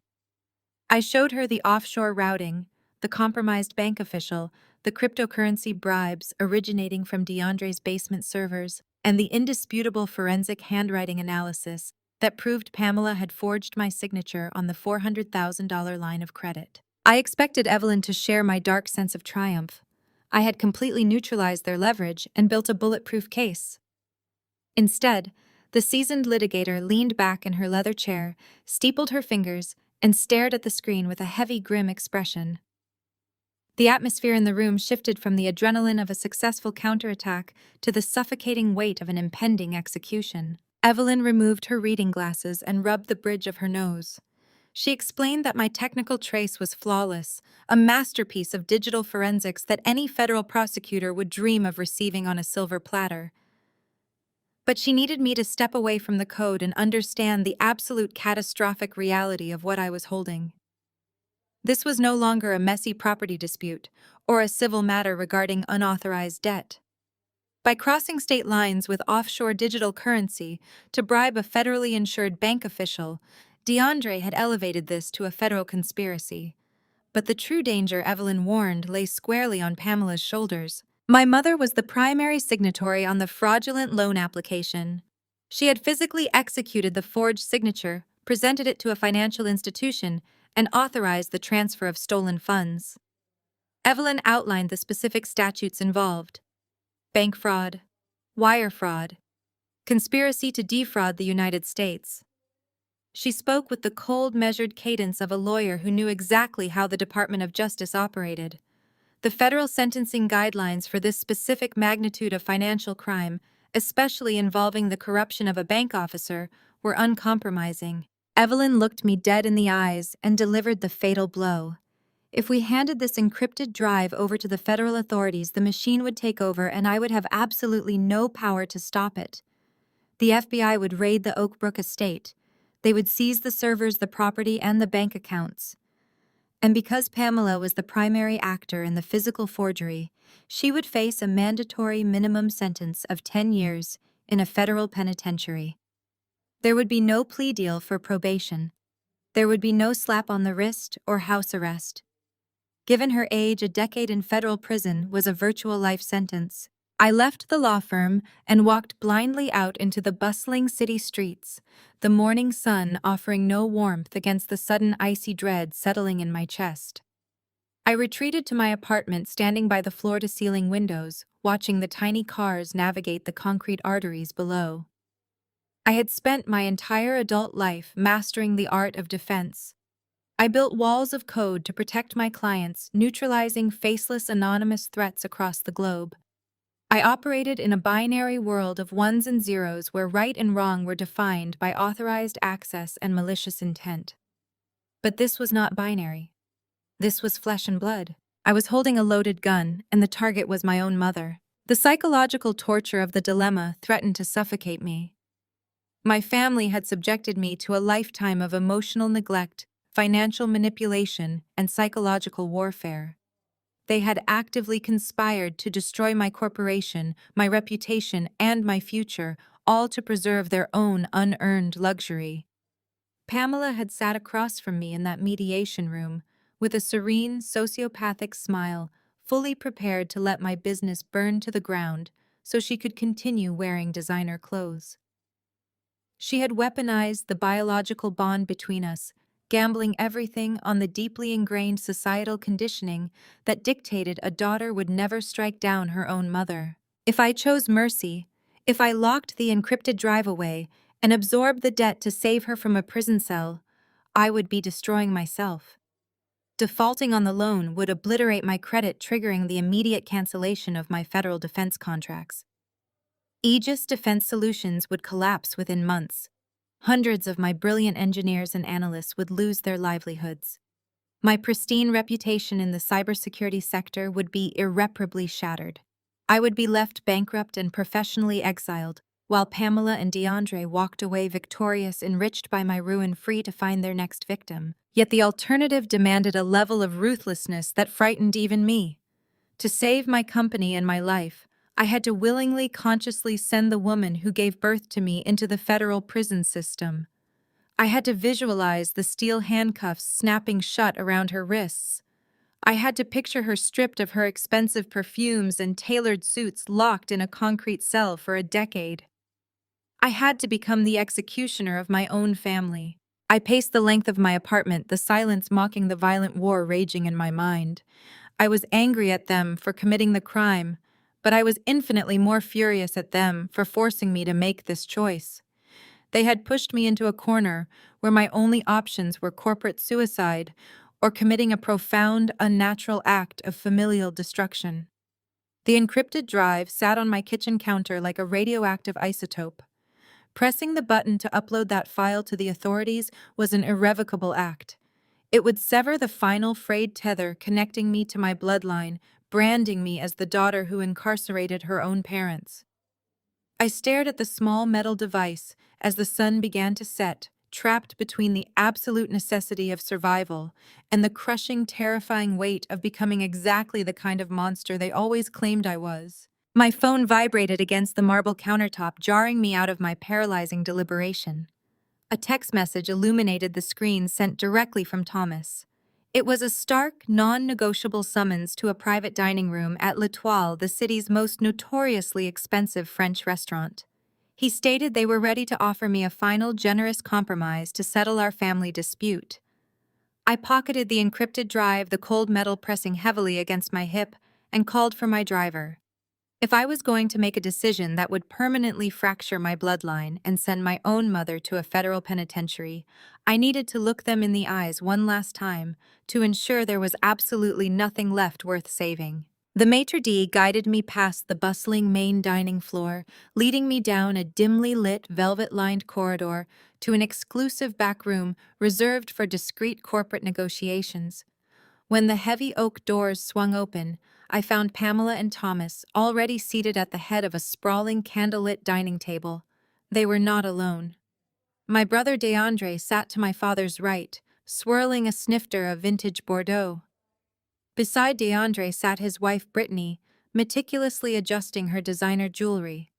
They were positioned deliberately as witnesses, a unified front intended to intimidate and outnumber me in a space where I had no allies. I took the lone chair at the opposite end of the table, creating a vast physical distance between us that perfectly mirrored the emotional chasm.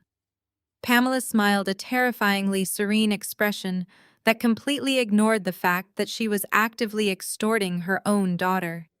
She motioned to the waiter to pour my water, casually commenting on the exquisite quality of the truffles they had already ordered on my tab. I did not touch the glass. I instructed them to skip the culinary theater and state their business. Thomas interlaced his fingers and rested his elbows on the pristine white tablecloth. He adopted the patronizing, authoritative tone of a seasoned executive closing a hostile takeover. He announced that my silence over the past 48 hours had forced them to accelerate their timeline. He warned me that they had deployed secondary measures to ensure my full and immediate cooperation. DeAndre leaned forward, a malicious grin spreading across his face. He casually mentioned that my engineering teams at Aegis Defense Solutions had likely noticed a massive spike in malicious traffic hitting our external firewalls earlier that afternoon.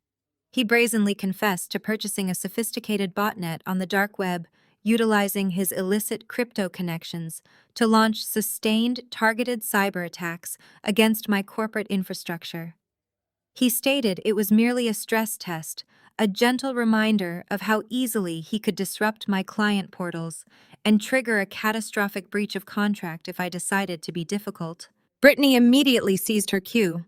She unlocked her smartphone and slid it forcefully down the length of the polished table until it bumped against my water glass. The screen displayed a meticulously edited video ready to be published across every major social media platform. The thumbnail featured a highly unflattering, out-of-context photograph of me alongside bold, sensationalized text accusing me of elder abuse and corporate corruption. Brittany gleefully explained her strategy. She had prepared a multi-part series painting me as an unhinged, tyrannical CEO who evicted her loving elderly parents to fund a lavish lifestyle. She had already purchased targeted ad space to ensure the campaign would go viral, specifically tagging the board members of my largest defense clients and prominent industry journalists. She promised that within 24 hours my personal brand would be a toxic wasteland, and public outrage would force my corporate partners to sever all ties. They had engineered a perfectly synchronized assault on both my technical infrastructure and my public reputation.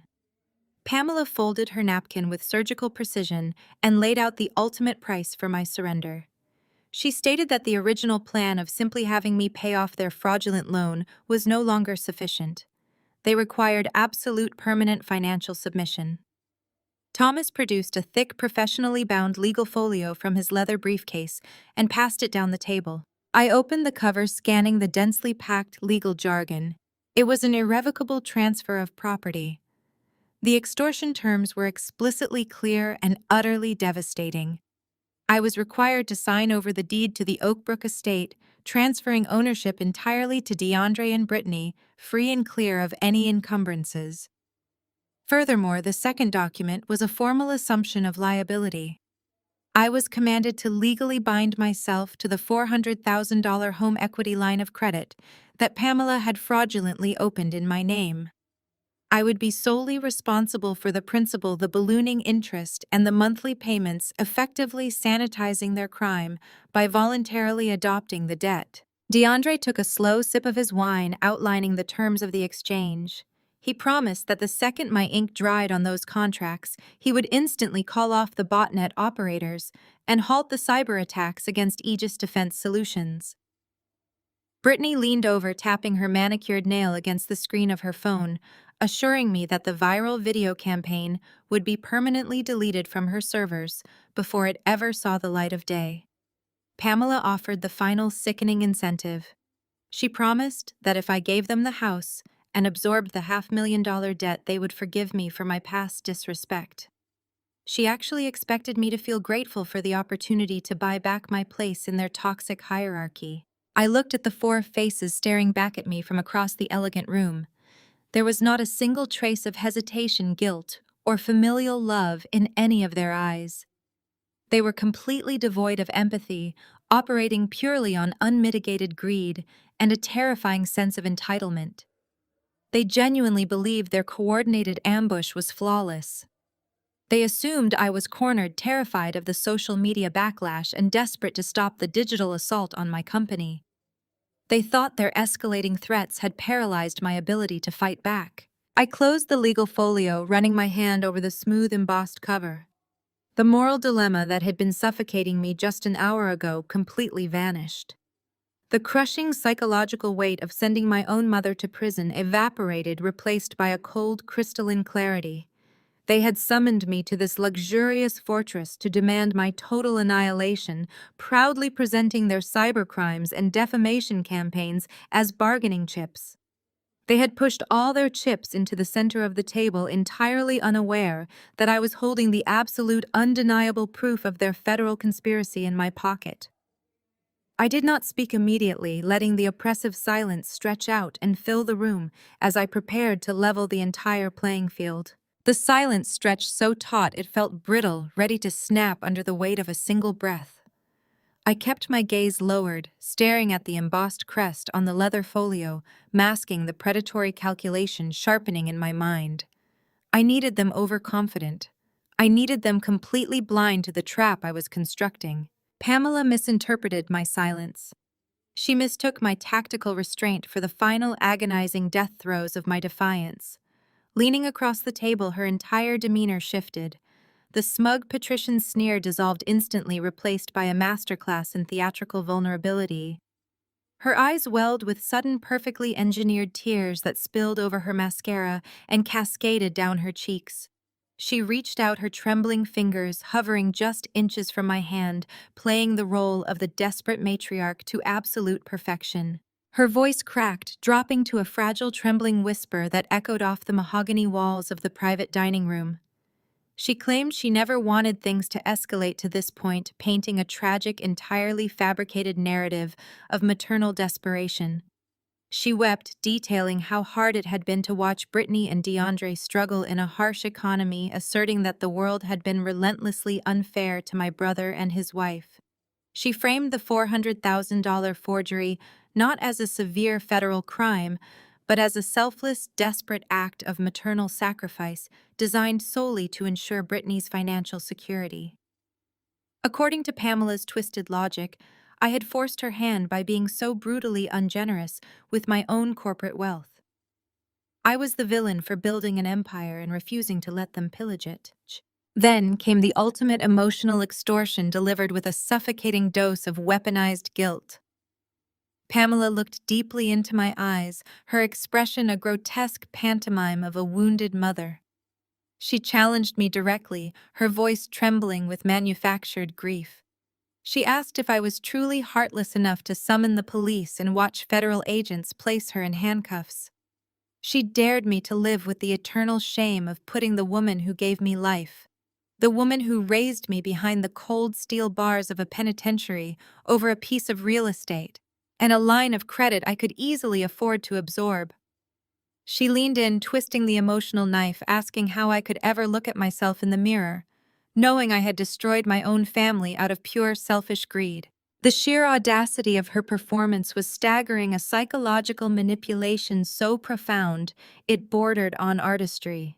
My corporate lawyer's grim warning about mandatory minimums flashed in my mind. If I deployed the forensic evidence right now in this restaurant, confronting them with the reality of their digital footprint, they might panic. Thomas would immediately deploy his corporate fixers to scrub DeAndre's servers, while Pamela might attempt to flee the jurisdiction before the federal authorities could secure the perimeter and issue the warrants. I needed them absolutely confident, gathered in one location, and formally executing the documents that would seal their fate on camera and on the federal record. I needed a delay. I needed to feed their colossal arrogance until they choked on it. So I gave them exactly what they demanded to see. I let my shoulders slump, abandoning the rigid defensive posture I had maintained for years. I allowed my breathing to turn shallow and ragged. I closed my eyes, summoning the genuine exhaustion, anger, and grief of the past few weeks, and pushed it entirely to the surface. Tears hot and authentic, but born of a completely different pain, streamed down my face. I brought my hands to my face, letting out a choked, defeated sob that filled the hushed dining room. I let my hands shake visibly as they rested on the edge of the table. The shift in the room's energy was instantaneous and nauseating. Thomas exhaled a heavy, satisfied sigh, leaning back into the velvet upholstery of his chair, like a king surveying a conquered territory. DeAndre exchanged a triumphant, grinning glance with Brittany, who was already sliding her phone back into her designer purse, clearly satisfied that the threat of the viral defamation campaign had achieved its intended devastation. They watched me weep with the detached clinical satisfaction of hunters standing over a fallen prize. I lowered my hands, displaying a face stripped of all defiance, portraying a woman entirely broken by the combined weight of their cyber warfare, public defamation, and emotional blackmail. I looked at Pamela, my voice trembling and weak as I spoke the words of my surrender. I told her she won.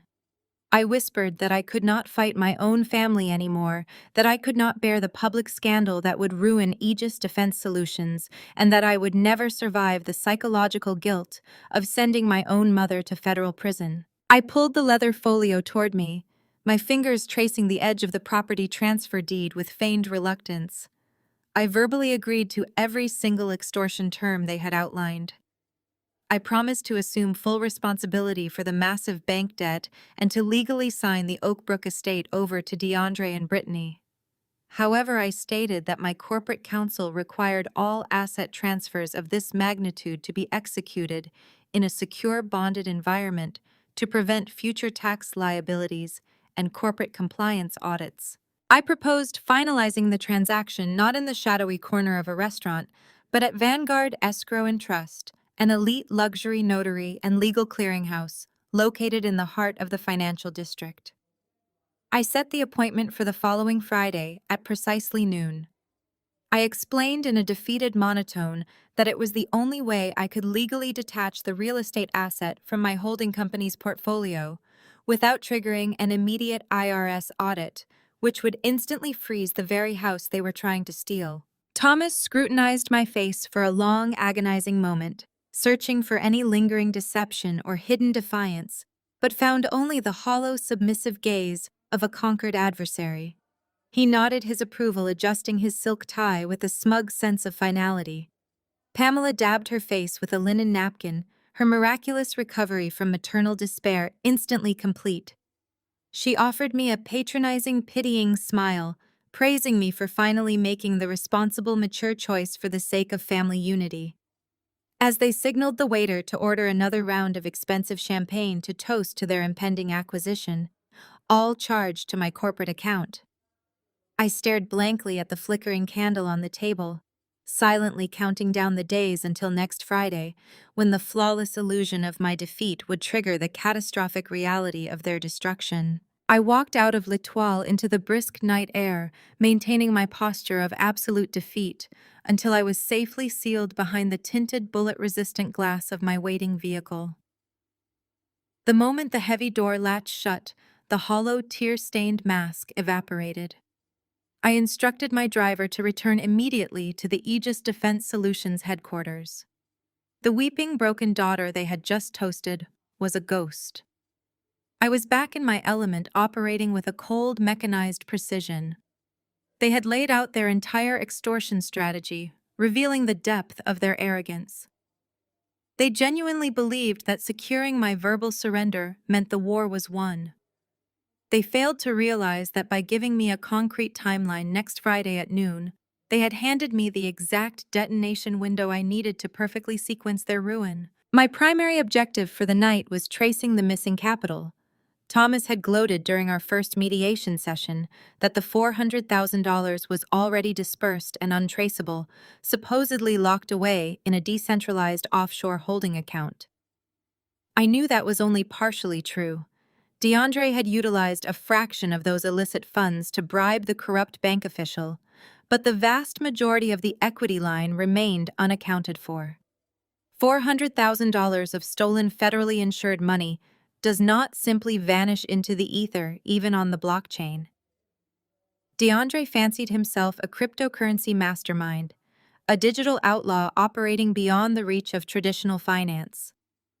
I was about to demonstrate the staggering difference between a basement crypto bro and a Tier 1 cybersecurity architect. I entered my dark, silent office and bypassed the standard overhead lighting, illuminating the room solely with the glow of my 6-monitor tactical array.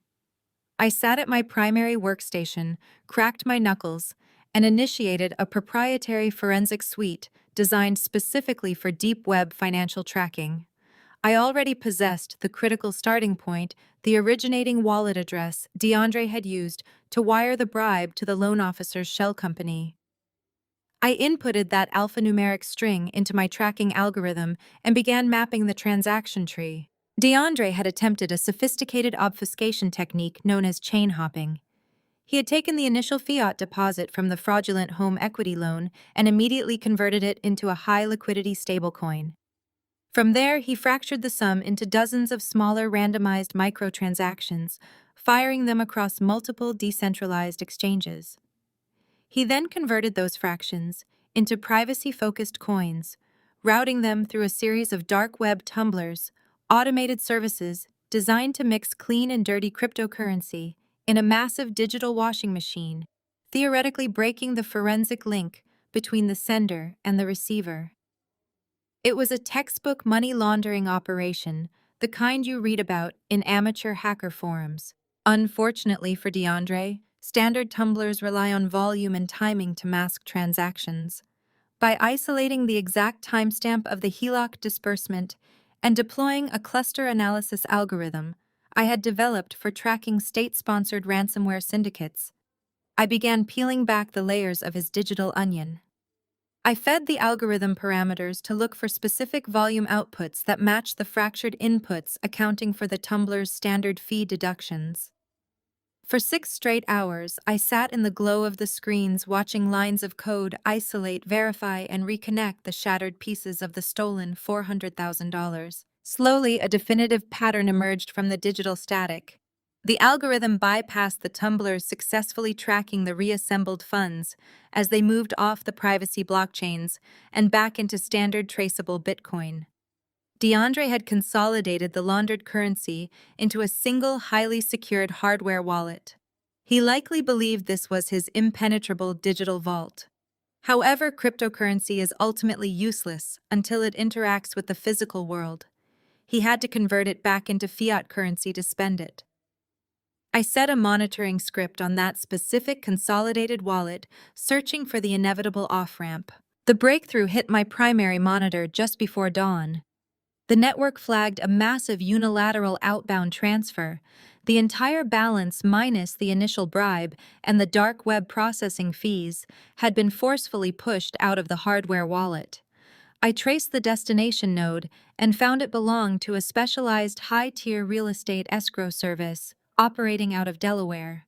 This specific firm catered to international buyers and tech newly rich, legally accepting cryptocurrency, liquidating it through institutional brokers, and holding the resulting United States dollars in escrow for immediate property transactions. My pulse steadied into a slow, predatory rhythm.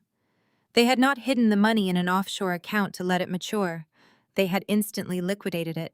I pivoted away from the blockchain forensics and breached the standard public records databases.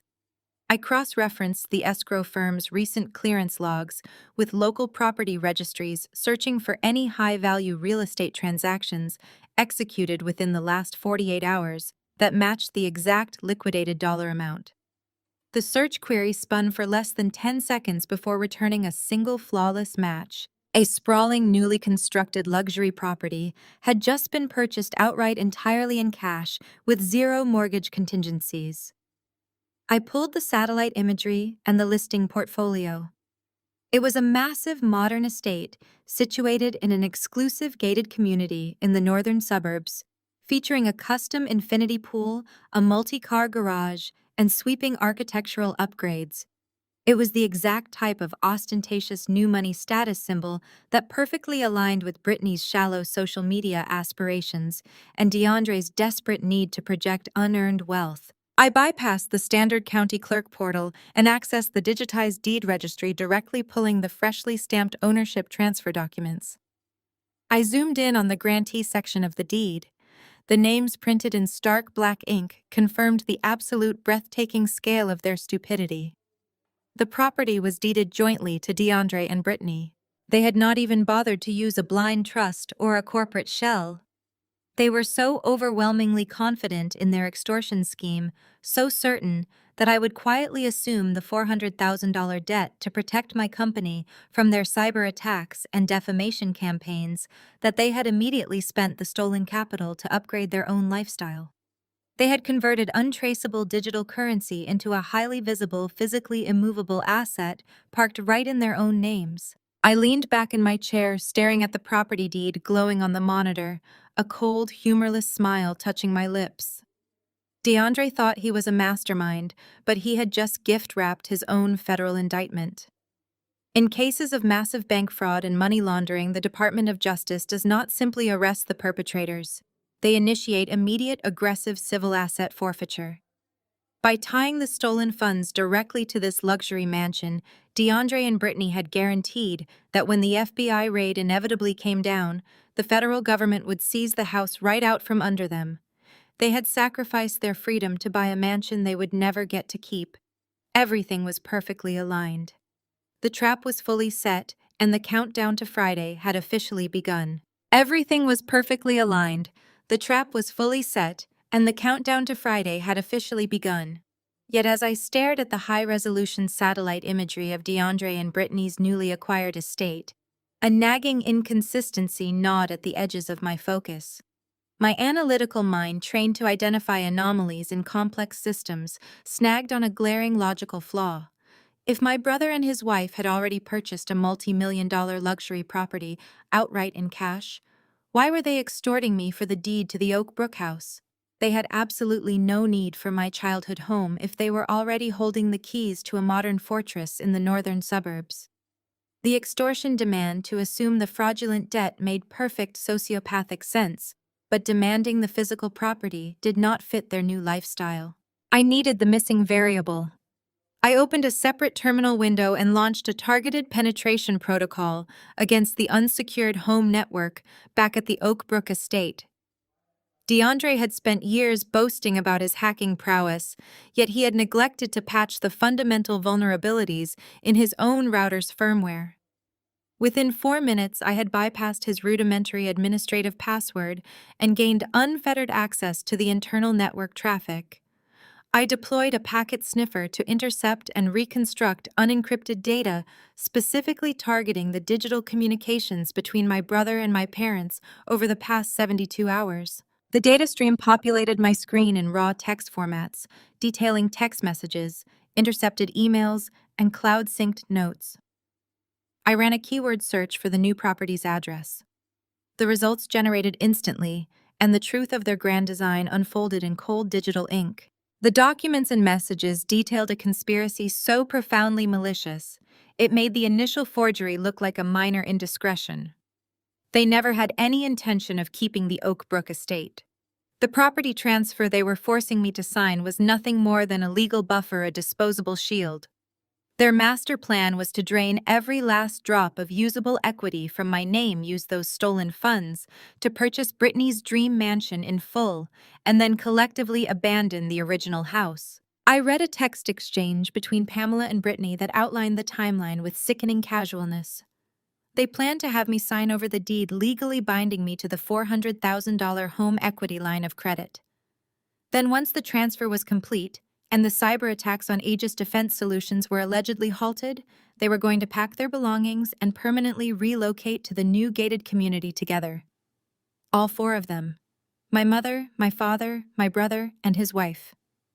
They were going to leave the Oak Brook property empty and simply stop paying the property taxes and the remaining mortgage. Because I would be solely listed as the guarantor on the massive HELOC debt, The impending foreclosure would fall entirely on my shoulders. The bank would repossess the vacant property, and the resulting financial crater would obliterate my personal credit score. As the CEO of a cybersecurity firm handling highly classified federal defense contracts, maintaining immaculate financial standing was a strict legal requirement. A foreclosure of that magnitude would trigger an immediate security clearance review. The Department of Defense would revoke my credentials, my contracts would be nullified overnight, and my company would face immediate catastrophic insolvency. They had not merely planned to steal from me, they had engineered a perfectly calibrated sequence of events designed to systematically destroy my livelihood, my reputation, and my future, all to ensure they could live a life of unearned luxury without a single trace of debt trailing behind them. They wanted to watch my empire burn from the balconies of their stolen mansion. Any microscopic, lingering trace of familial guilt evaporated from my consciousness. The biological tether that had occasionally tugged at my conscience, whispering that these people were still my blood, snapped and dissolved into nothing. They were not my family. They were a hostile threat vector, a malicious entity that required immediate and total neutralization. The cold calculation that had made me a titan in the cybersecurity industry took absolute control. I was no longer a daughter navigating a tragic domestic dispute. I was an architect dismantling a syndicate. I cleared my workspace, closing the intercepted communications and opening a master compilation folder on my secure server. I began constructing the ultimate dossier. I dragged in the indisputable forensic handwriting analysis that proved Pamela had physically forged my signature on the initial bank documents, complete with the timestamp surveillance logs from the notary. I appended the routing numbers and SWIFT codes detailing the transfer of the stolen capital into DeAndre's offshore accounts. Next, I packaged the complex digital map I had built tracking the cryptocurrency laundering operation. I included the specific blockchain identifiers, the dark web Tumblr routing logs, and the final fatal transaction that liquidated the funds directly into the Delaware escrow account. I attached the public property deed for the luxury mansion highlighting DeAndre and Brittany's names, legally connecting the stolen federal funds directly to their new physical asset. Finally, I added the weaponized evidence of their cyber extortion. I compiled the IP logs and traffic analysis from the botnet stress test DeAndre had launched against Aegis Defense Solutions, proving he had initiated a coordinated cyber attack across state lines to force my compliance. The digital dossier was complete. A bulletproof, inescapable narrative of bank fraud, wire fraud, money laundering, and federal extortion. I encrypted the entire package with a military-grade cryptographic key. I opened my secure communications portal, establishing a direct encrypted tunnel to my primary contacts. I addressed the first transmission to the lead cybercrimes investigator at the Federal Bureau of Investigation, a man I had consulted with extensively on national security breaches. I addressed the second transmission to the Director of the Internal Revenue Service Criminal Investigation Division, ensuring the sudden, unexplained acquisition of a multi-million-dollar property would trigger an immediate, devastating financial audit. My hands did not shake. My breathing was perfectly steady. I typed a brief clinical summary of the attached evidence outlining the immediate flight risk of the suspects and the physical location of the stolen assets. I moved my cursor over the transmission icon. There was no hesitation, no final moment of regret. I pressed the key. The encrypted dossier vanished from my outbox, launching into the federal network at light speed. The machine had taken over, and there was no turning back. The digital confirmation receipt glowed briefly on my screen before fading into the encrypted background of my terminal. I closed the laptop, the satisfying click of the metallic hinge echoing in the absolute silence of my apartment. The ensuing 24 hours were an exercise in disciplined restraint. I went through the motions of my daily routine with mechanical precision, attending remote meetings and approving project budgets for Aegis Defense Solutions, all while harboring the knowledge that a federal storm was silently gathering on the horizon. Thursday arrived, bringing with it an overcast sky and the suffocating anticipation of the following day's scheduled notary appointment. I was standing in my kitchen pouring a cup of dark roast coffee when the sharp, sudden chime of my intercom shattered the quiet. I glanced at the security monitor mounted by the door. Standing in the lobby, tapping her stiletto heel impatiently against the marble floor, was Brittany. She was draped in a pristine white trench coat, a designer handbag slung over her forearm, and bizarrely she was holding a massive cellophane-wrapped fruit basket. She had no reason to be here. The terms of my surrender had already been negotiated, and the paperwork was awaiting signature. But predators rarely resist the urge to play with their food before the final strike. I pressed the buzzer, unlocking the lobby doors, and waited. Moments later, a soft knock preceded her unceremonious entry. Brittany swept into my apartment without waiting for an invitation, bringing with her a suffocating wave of heavy floral perfume. She paused in the entryway, her eyes sweeping over my minimalist decor, with a look of thinly veiled pity. She stepped toward the kitchen island and deposited the enormous, garishly decorated fruit basket onto the quartz countertop. The cellophane crinkled obnoxiously in the quiet room. It was one of those mass-produced corporate apology assortments overflowing with bruised apples, unripe pears, and cheap chocolates. The sheer deliberate condescension of the gesture was staggering. She unbuttoned her coat and offered me a smile that was entirely devoid of warmth. She announced she was just in the neighborhood and thought it would be a thoughtful gesture to drop by and check on my mental state before the big signing tomorrow. Her voice adopted a cloying, syrupy tone, the kind of exaggerated sympathy usually reserved for comforting a dim-witted child. She leaned against the counter, crossing her arms and letting her diamond bracelets clatter together, clearly relishing the opportunity to gloat without DeAndre or Pamela present to steal her spotlight. Brittany sighed dramatically, shaking her head as if mourning a tragedy. She told me she knew this transition was difficult for me to swallow. She acknowledged that giving up the Oakbrook estate and taking on a $500,000 financial burden was a significant sacrifice, but she quickly pivoted to framing it as a necessary act of familial duty. She brazenly claimed that DeAndre had always been the true visionary of the family, the one destined for greatness, and that it was only right for the family assets to be consolidated under his control. According to her deeply warped reality, my role as the solitary corporate workaholic was perfectly suited to absorbing the family's debts, while their vibrant social lifestyle required the proper financial backing. I stood perfectly still, holding my coffee mug, allowing my shoulders to slump slightly. I needed to maintain the illusion of the defeated sister, giving her no reason to suspect the digital guillotine I had already dropped on their entire operation. I nodded slowly, staring at the floor, offering a quiet murmur of resignation. My apparent submission fueled her arrogance. Brittany began to pace the length of my kitchen, outlining the magnificent future they had planned. She enthusiastically detailed the features of the new luxury mansion they had just purchased, the very same property I had traced the laundered cryptocurrency to just hours prior. She boasted about the custom infinity pool, the climate-controlled wine cellar, and the sprawling guest wings where Pamela and Thomas would live out their golden years in total comfort. She painted a picture of absolute domestic bliss, an idyllic family sanctuary entirely funded by my financial ruin. Then she stopped pacing and moved closer to me, delivering the ultimate psychological blow. She reached out and patted my arm, a gesture so patronizing it made my skin crawl. She promised me that once the dust settled, once the HELOC debt was securely in my name, and the deed was transferred, I would not be completely exiled.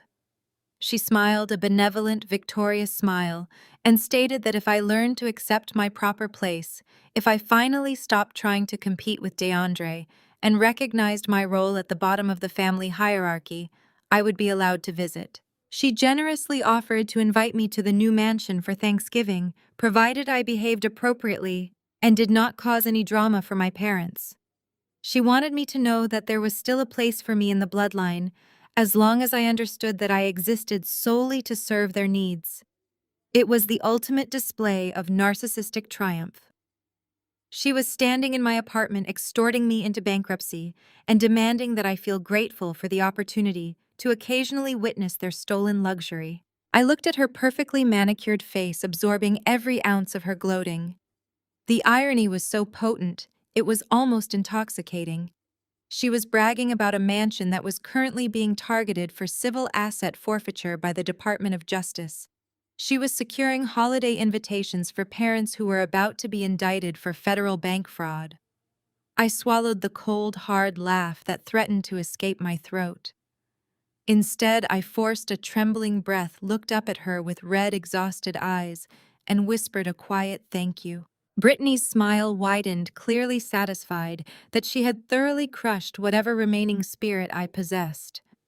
She buttoned her trench coat, picked up her designer handbag, and reminded me to bring a blue pen to the notary office tomorrow at noon. She told me not to be late, turning on her heel and marching out of my apartment with the triumphant stride of a conquering queen. The heavy door clicked shut behind her, plunging the room back into silence. I stood alone in the kitchen for a long time, the smell of her heavy perfume lingering in the air like a toxin. I looked at the massive, ridiculous fruit basket sitting on my pristine counter. Without a single ounce of hesitation, I picked up the heavy arrangement, walked over to the garbage bin, and dropped it inside. Tomorrow at noon, the illusion would shatter, and Brittany's benevolent kingdom would burn to the ground. As the bruised fruit and cheap cellophane hit the bottom of the trash bin with a dull thud, the echo of my final words to her rang in my ears. Just moments before she had walked out my door, I had played my part flawlessly. I had obediently brewed and served her a cup of the artisanal chamomile tea she had audaciously demanded upon her uninvited arrival. I had smiled meekly over the steaming rim of my mug, projecting the image of a thoroughly crushed, defeated sibling. Looking deep into her triumphant, gloating eyes, I had softly assured her, "I am going to give you exactly what you deserve." She had absorbed the statement as ultimate total capitulation, completely missing the razor-sharp promise hidden beneath the submission. She had left my apartment high on the illusion of her absolute victory, entirely oblivious to the federal Category 5 legal storm that was already gathering around her stolen kingdom. The sun rose over the city on Friday morning, casting long, sharp shadows across the quiet expanse of my apartment. I had not slept. I had spent the night silently monitoring the digital tripwires I had set around Aegis Defense Solutions. DeAndre had indeed paused his botnet attacks, honoring his side of the extortion, just long enough to ensure I would show up and sign the property deed. It was a fascinating, terrifying display of criminal overconfidence. They genuinely believed they held all the leverage, absolutely certain that their coordinated campaign of cyber warfare and social defamation had brought me to my knees. I bypassed my usual closet of tailored, high-powered executive armor. To sell this illusion, through the very last crucial seconds of the operation, I needed to look the part. I selected a simple muted gray cashmere cardigan and plain dark slacks. I tied my hair back in a severe messy knot and applied minimal makeup, allowing the genuine bruising dark circles from weeks of psychological warfare to show through clearly. I was deliberately dressing for a funeral, which was perfectly fitting given what was about to happen to my family's freedom and future. The ride to the financial district was silent and tense. The city outside the tinted windows of my hired car moved in a blur of morning routine and normalcy, a stark contrast to the targeted demolition I was about to execute. Vanguard Escrow and Trust occupied the sprawling 42nd floor of a gleaming glass skyscraper. It was an elite legal clearinghouse that specialized in high-net-worth asset transfers, providing an atmosphere of extreme discretion, intense security, and aggressive luxury. I bypassed the main marble reception desk and was escorted immediately to Conference Room B, a soundproof glass-walled space that overlooked the sprawling urban grid far below. I took my seat at the far end of the long, polished mahogany table. The room smelled faintly of expensive leather and fresh espresso. The senior notary, a stoic silver-haired professional named Mr. Harrison, was already present. He meticulously arranged the thick stacks of legal documents into precise, perfectly aligned piles. The property transfer deed for the Oak Brook estate sat on the left. The formal assumption of liability for the $400,000 line of credit sat on the right. These were the instruments of my supposed ruin. I sat perfectly still, my hands folded tightly in my lap, staring blankly at the paperwork and projecting the exact image of a crushed, obedient daughter awaiting her final, devastating judgment. At exactly noon, the heavy glass door swung open. My family did not merely enter the room, they invaded it, bringing a suffocating wave of entitlement and greed.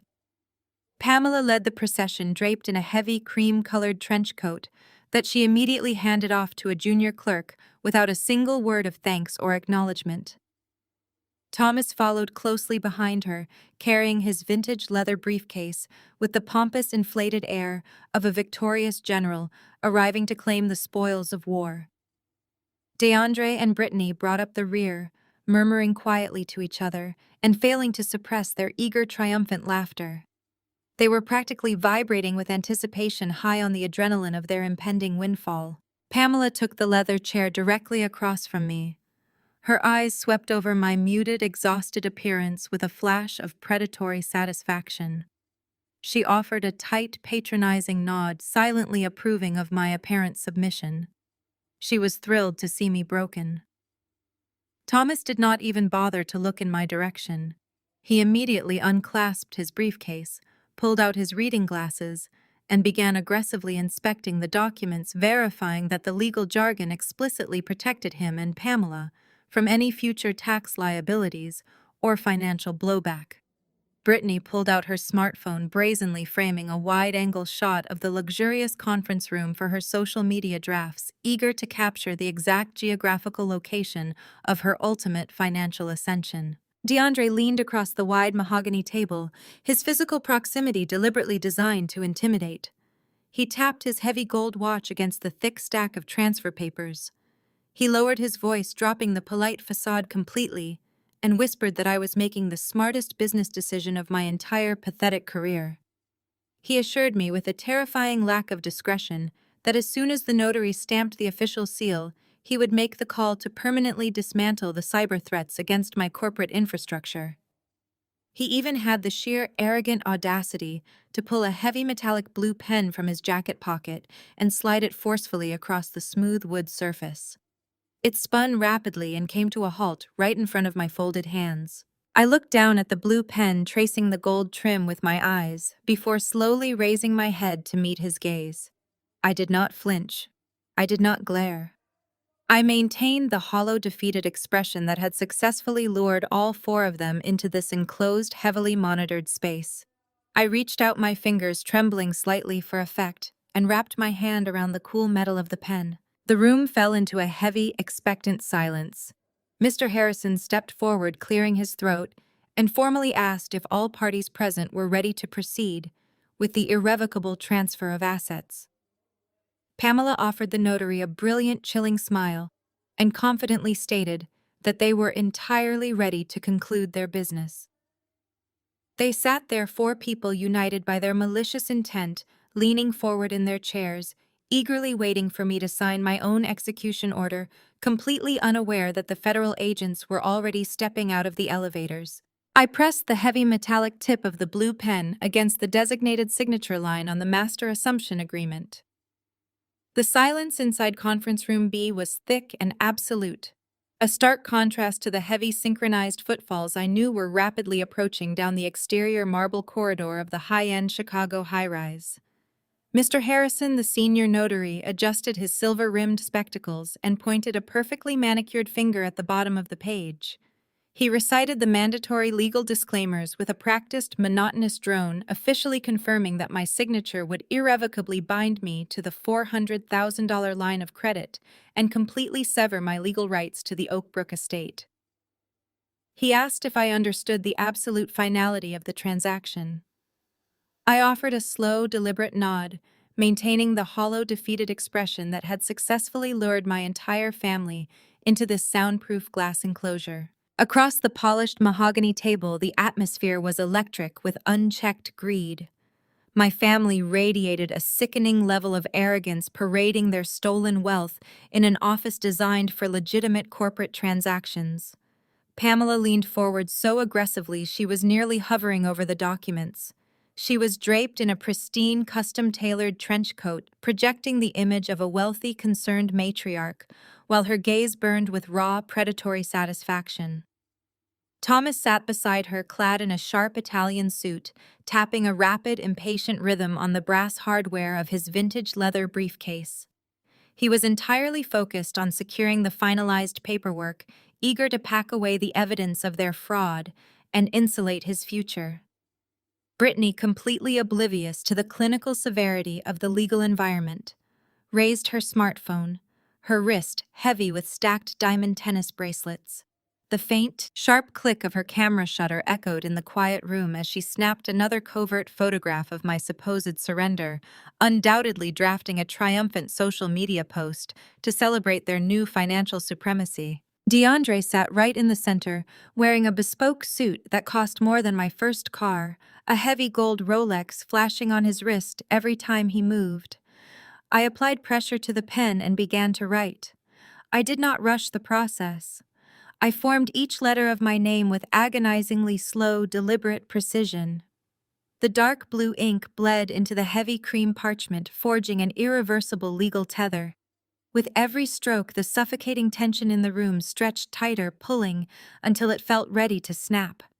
The entire illusion of their flawless victory relied strictly on the completion of this single signature. I was handing them the exact visual confirmation they craved, feeding their monumental arrogance right up to the final second. I crossed the final stroke and lifted the pen, leaving a clear binding autograph on the top sheet. Before Mr. Harrison could even reach for his brass embosser to officially stamp and seal the document, DeAndre broke protocol. A loud, booming laugh erupted from his chest, bouncing harshly off the glass walls. It was a sound of pure, unadulterated triumph, entirely devoid of any brotherly affection, empathy, or basic human decency. He slapped the table with his open palm, his expensive suit jacket straining across his shoulders as he lunged forward. He reached directly across the wide expanse of the table, entirely bypassing the notary, and snatched the freshly signed deed right out from under my hands. He held the document up to the overhead lights, inspecting my signature as if verifying the authenticity of a captured enemy flag. He gloated openly, his voice dripping with absolute condescension. He praised my sudden burst of common sense, declaring loudly that it was about time I stopped playing the stubborn, independent martyr and accepted my reality. He boldly claimed that this single signature had saved my fragile little corporate empire, promising with a terrifying lack of discretion to call off his digital hounds and halt the botnet attacks against Aegis Defense Solutions the moment he walked out of the building. He was explicitly confirming his role in a coordinated federal extortion scheme in front of an official notary of the state, utterly blinded by the high of his successful coercion. I released my grip on the pen, letting it clatter softly against the mahogany surface. I leaned back into my plush leather chair and folded my hands neatly in my lap. I did not break eye contact with him. In that singular moment, my demeanor shifted completely. I dropped the fragile, defeated facade. The mask of the crushed, obedient sibling dissolved instantly, replaced by the cold, calculating stillness of the Tier 1 cybersecurity architect they had so severely underestimated. I did not offer tears, I did not offer apologies, and I did not flee the room in shame. I simply sat there radiating an absolute chilling calm. Pamela noticed the shift immediately. Her triumphant predatory smile faltered. Her maternal instincts, however, warped, finally detected a massive anomaly in my behavior. She shot a sharp, questioning glance at Thomas, who had paused with his hand hovering over his open briefcase. The absolute certainty of their victory began to waver, replaced by a microscopic fracture of doubt. They had expected total capitulation, weeping, and subservience. My intense, unblinking composure deeply unnerved them. They were staring at me, trying to decipher the sudden change in the room's atmospheric pressure, completely unaware of the environment outside our soundproof bubble. I maintained my steady gaze on DeAndre, but my peripheral vision tracked the activity through the floor-to-ceiling glass wall directly behind him. The expansive reception area of Vanguard Escrow and Trust had frozen. The elegant receptionist had slowly stood up from her marble desk, her hands raised slightly in the air in a gesture of compliance. Two junior clerks were backing away from the main entrance, their faces pale with shock. The heavy double doors of the suite had been forcefully propped open by unseen hands. DeAndre remained entirely oblivious to the silent chaos unfolding behind his back. He folded the deed with a crisp, sharp crease, preparing to hand it to Thomas for safekeeping. He launched into another arrogant tirade, boasting about the sheer brilliance of his strategy. He actually bragged about their new luxury mansion, casually mentioning the gated northern suburbs and the outright cash purchase, thoroughly implicating himself in the laundering of the stolen home equity funds. He was narrating his own federal indictment word for word, high on the adrenaline of what he believed was a flawless crime. I sat silently, letting him dig his grave deeper with every syllable, waiting for the heavy glass door of Conference Room B to swing wide open. The heavy glass door of Conference Room B swung open with a sharp pneumatic hiss, instantly severing DeAndre's arrogant monologue. Mr. Harrison, the notary, immediately stepped backward, flattening himself against the far wall with practiced neutrality, his face completely devoid of surprise. A tactical flood of dark jackets and heavy boots poured into the confined, luxurious space.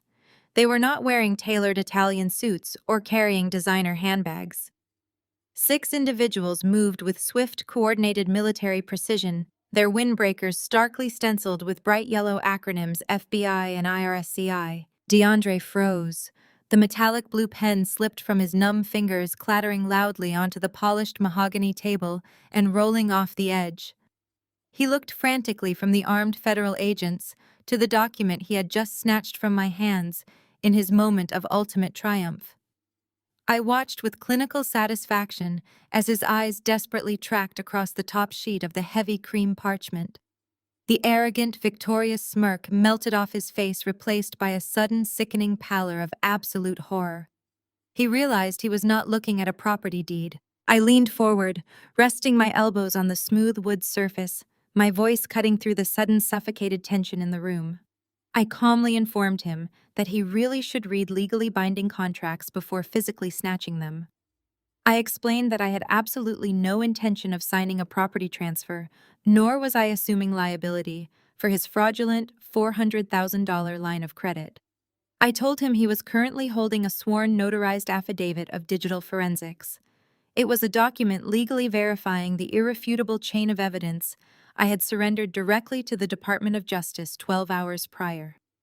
I watched his eyes widen as I detailed how the packet included the exact blockchain identifiers, the Tumblr routing logs, and the Delaware escrow accounts that perfectly outlined his entire money laundering operation. A tall man with a silver badge clipped to his belt stepped to the head of the table, identifying himself as Special Agent Miller. He did not waste time with pleasantries or corporate decorum. He looked directly at my brother and began reciting his Miranda rights in a sharp, authoritative bark, signaling 2 armed agents to flank him. DeAndre was formally informed he was being placed under immediate federal arrest for wire fraud, interstate cyber extortion, and money laundering. He stood paralyzed, his jaw working silently, unable to process the total collapse of his master plan. Simultaneously, a stern female IRS inspector stepped directly toward Pamela, presenting a federal warrant. She announced charges of federal bank fraud and aggravated identity theft. The pristine, custom-tailored white trench coat my mother wore suddenly looked absurdly out of place as an agent forcefully pulled her arms behind her back. The cold steel of handcuffs clicked shut around her wrists with a terrifying absolute finality. The polished illusion of their family unity shattered faster than a dropped mirror. Panic instantly stripped away their arrogant facades, exposing the raw, self-serving cowardice underneath. Pamela began to shriek, a desperate, shrill sound that echoed violently off the soundproof glass walls. She thrashed against the agent securing her restraints, screaming at the top of her lungs that she was innocent. Without a second of hesitation, she threw her golden child to the wolves, yelling that it was all DeAndre's idea, that her son had maliciously manipulated her into forging the bank documents to fund his pathetic, unsustainable lifestyle. DeAndre, shocked by his mother's immediate betrayal, fired back. His voice cracked with sheer unadulterated panic as the cuffs were secured around his own wrists. He yelled that his mother was a greedy, status-obsessed liar who orchestrated the entire home equity line of credit forgery on her own because their father had secretly bankrupted their retirement accounts. Thomas, desperate to save himself from the rapidly tightening federal net, shoved his heavy leather chair back so hard it crashed into the glass partition. He held up his hands in a frantic, trembling gesture of surrender. He pointed accusingly at his wife and his son, declaring loudly to the IRS inspectors that he had absolutely no knowledge of their criminal enterprise. He demanded full immunity in exchange for his immediate cooperation. The lead IRS agent simply offered a grim, humorless smile. He snatched the vintage leather briefcase right out of my father's trembling hands, coldly informing him that his entire financial history was currently being seized for a comprehensive forensic audit, and that claiming ignorance was not a viable legal defense for tax evasion and conspiracy. Brittany, finally comprehending the sheer magnitude of the disaster, realized her brand-new multi-million-dollar mansion was entirely funded by dirty money and was already targeted for civil asset forfeiture. She collapsed into her chair, her designer handbag slipping from her grasp and spilling onto the floor. She began sobbing uncontrollably, wailing about her ruined social reputation and her seized assets. She desperately pleaded with the federal agents that she was just an innocent wife who liked nice houses and had no idea where the money came from. Then she turned her tear-streaked face toward DeAndre and shrieked, calling him a stupid, incompetent failure who had ruined her entire life. They were a chorus of drowning rats, viciously tearing each other apart in a futile attempt to stay afloat.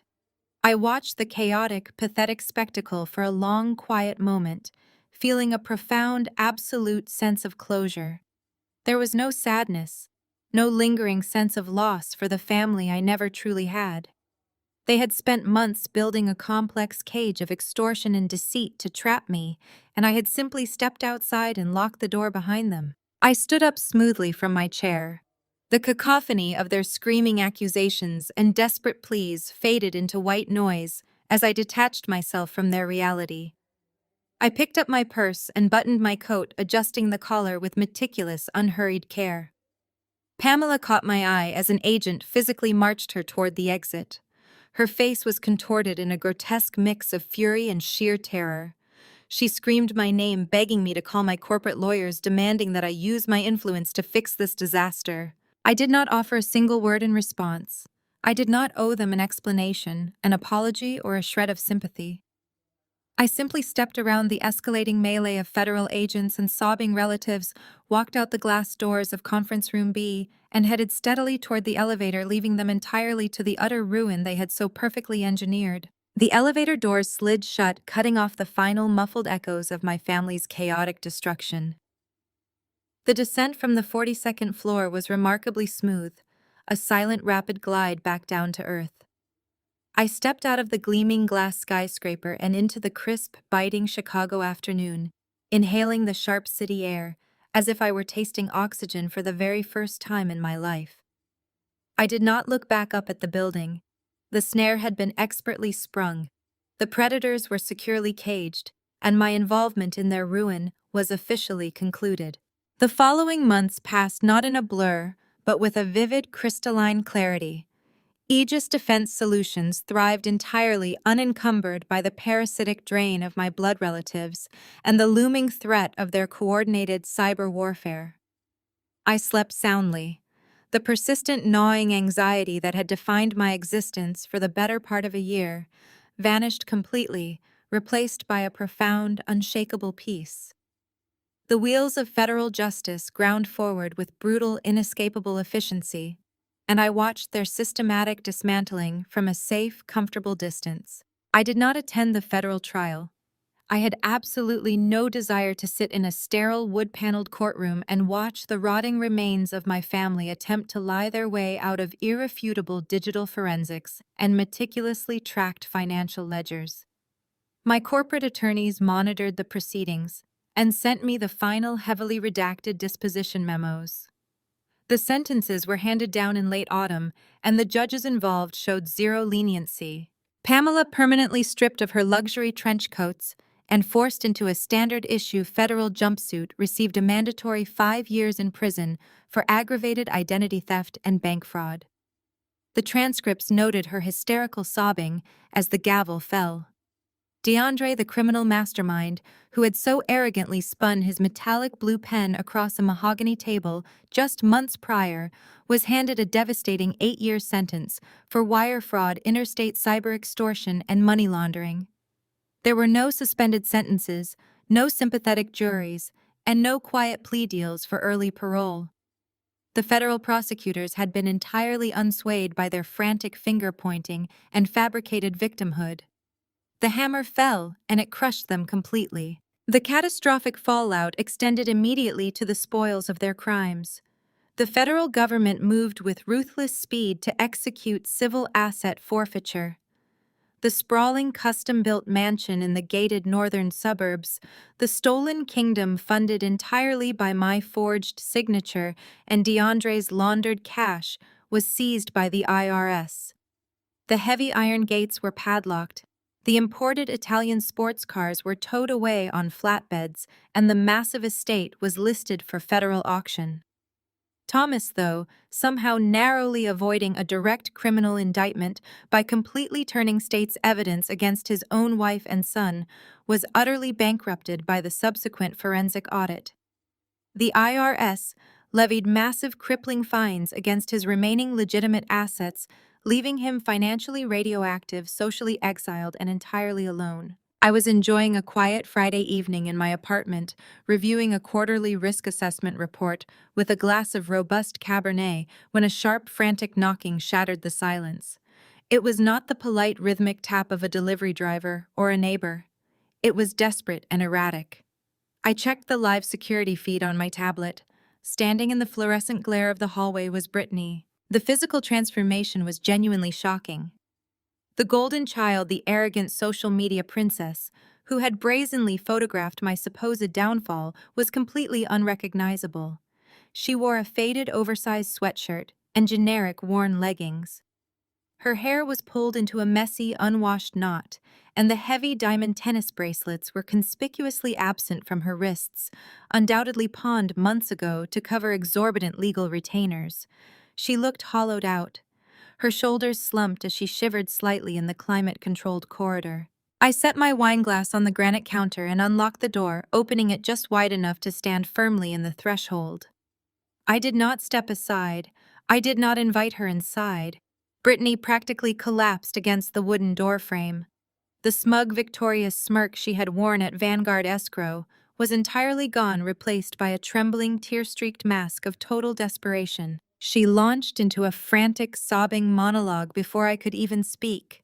She blurted out that Thomas had completely cut her off, that the federal government had frozen her personal checking accounts, and that she was facing an immediate eviction notice on Monday morning for a cramped, miserable studio apartment she could no longer afford. She was begging. The words tumbled out of her mouth in a pathetic, disjointed stream, pleading for a loan and advance just enough rent money to keep a roof over her head for 1 more month. She frantically tried to rewrite history, sobbing that DeAndre had manipulated her, that she was just an innocent victim who had no idea how malicious the extortion plot truly was. She reached out, attempting to grab my hand, utilizing the exact same manipulative, wide-eyed stare she had used our entire childhood whenever she wanted me to absorb the punishment for her mistakes. She sobbed heavily, her voice cracking as she reminded me that we were blood, that despite everything that had happened in that conference room, she was still my sister, and family had to help family in times of desperate need. I looked down at her trembling, outstretched hand, then slowly raised my gaze to meet her red, pleading eyes. I felt absolutely nothing. There was no pity, no lingering affection, and no conditioned familial guilt. The well was completely dry. I looked at the broken, desperate woman standing on my welcome mat, the golden child who had eagerly cheered for my financial execution and eagerly waited to spend the profits of my ruin. I kept my voice incredibly soft, perfectly even, and absolutely devoid of any emotion. I have no sister. Before she could process the sheer freezing finality of the statement, before she could draw breath to launch into another pathetic wail, I stepped back and smoothly swung the heavy oak door shut. The deadbolt clicked into place with a sharp, echoing snap, severing the final toxic tie to the bloodline that had tried to bury me. I walked back to the kitchen, picked up my Cabernet, and returned to my risk assessment report, leaving the ghost of my past weeping silently on the wrong side of the threshold. The days following that final desperate knock on my door marked the absolute conclusion of the financial entanglement that had threatened to suffocate my entire existence. With Pamela and DeAndre officially incarcerated and their federal prison sentences permanently stamped into the public record, Vanguard Escrow and the associated lending institutions lost every single ounce of their leverage. Armed with certified copies of the Department of Justice judgments, my corporate attorneys descended upon the bank's compliance division like a localized hurricane. Faced with undeniable federally verified evidence of aggravated identity theft, wire fraud, and systemic bank fraud, the financial institution had no choice but to immediately capitulate. The risk management executives, terrified of inviting secondary federal scrutiny or aiding in a money laundering conspiracy, moved with unprecedented speed to correct their catastrophic oversight. The $400,000 fraudulent debt, weaponized by my blood relatives to fund their lavish delusions, was entirely expunged from my record. My credit profile was completely scrubbed and restored to its pristine, untouchable state. The heavy financial anchor they had meticulously chained to my neck simply ceased to exist, dissolving into a mountain of shredded legal paper. There was only one loose end left to sever. The original house, the physical epicenter of my family's greed, and the property they had attempted to leverage for my destruction, still sat heavily on my ledger. I listed the estate on the open market the very same week the bank officially cleared my name. I did not hire an upscale staging company, nor did I instruct the real estate agent to patiently wait for a buyer willing to pay above market value. I priced the property aggressively for a rapid, unconditional cash sale. I simply wanted it gone. Walking through those expansive, echoing rooms one last time with the walls stripped of their pretentious art and the hardwood floors completely bare, I felt absolutely no nostalgia. The space was nothing more than wood drywall and the lingering residue of toxic memories. The closing documents were processed remotely through a secure digital portal. I did not even bother to attend the final walkthrough or shake the new owner's hand. When the substantial wire transfer finally hit my corporate accounts, it felt like cauterizing a deep infected wound. The last physical remnant of my past was officially liquidated, converted into raw capital that I would immediately use to fuel my own future. With the psychological warfare permanently extinguished and the legal threats entirely neutralized, my focus returned exclusively to Aegis Defense Solutions. The cybersecurity industry had taken distinct note of how my firm handled the relentless coordinated botnet attacks launched during the extortion scheme. Our response, built on ironclad digital architecture, predictive threat modeling, and ruthless countermeasures, became a legendary case study in corporate security circles. We had not just survived a targeted, highly sophisticated digital siege, we had completely decimated the attackers. Consequently, lucrative contracts began pouring in from Fortune 500 companies desperate for Tier 1 protection. Within 6 months, Aegis Defense Solutions had completely outgrown its original operational footprint. I aggressively negotiated the lease for the remaining 3 floors of our high-rise, literally doubling the size of our headquarters. The secure server farms were vastly expanded. The tactical incident response teams were multiplied, and my once modest enterprise transformed into an undisputed titan of the cybersecurity industry. The glass walls of my newly renovated corner office now looked out over a sprawling, hyper-focused hive of elite digital security experts. It was a Friday evening, exactly 1 year to the day since the federal raid at the escrow office. The sun was beginning its slow descent over the Chicago skyline, casting a brilliant, warm golden light across the polished oak of my massive desk. I was not alone in the room. My core executive team, the brilliant, exhausted, fiercely loyal analysts and system architects who had stood shoulder to shoulder with me while my own family tried to burn my life to the ground, were gathered around the office. Marcus, my lead forensic investigator, popped the cork on a bottle of vintage chilled champagne. The cork flew across the room, bouncing off a soundproof glass panel and sparking a chorus of genuine, unfiltered laughter. He poured the bubbling liquid into crystal flutes, handing them out to the men and women who had never once doubted my leadership, my strategy, or my integrity. I took my glass, feeling the cool crystal against my palm, and stepped out from behind the desk to stand directly among them. I raised my glass, the golden liquid catching the fading light of the city. I looked around the room, making direct eye contact with every single person standing there. I toasted not to our record-breaking quarterly profits, nor to our newly expanded headquarters, but to survival and unwavering loyalty.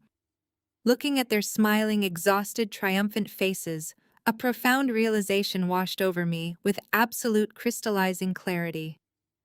The people who share your DNA are nothing more than biological accidents bound by a genetic lottery you never asked to play. True family is not determined by a birth certificate, an inherited last name, or a forced sense of traditional obligation. True family is forged entirely in the brutal, unforgiving crucible of adversity. It is comprised exclusively of the people who stand fiercely by your side, holding the line without hesitation when the rest of the world tries to set you on fire. We clinked our glasses together in a unified toast, the clear, ringing sound echoing through the secure walls of my empire, signaling the absolute triumphant beginning of the rest of my life. The most profound lesson from Chelsea's journey is that biology does not dictate loyalty. Society often conditions us to tolerate toxic behavior simply because it comes from blood relatives, allowing them to drain our energy and sabotage our peace. However, Chelsea's story proves that we hold the absolute right to sever ties with those who seek to destroy us. True family is not inherited, it is forged in the crucible of adversity, consisting of the people who fiercely support you when the world turns against you. Who are the people that form your chosen family? Share your experiences and comment below.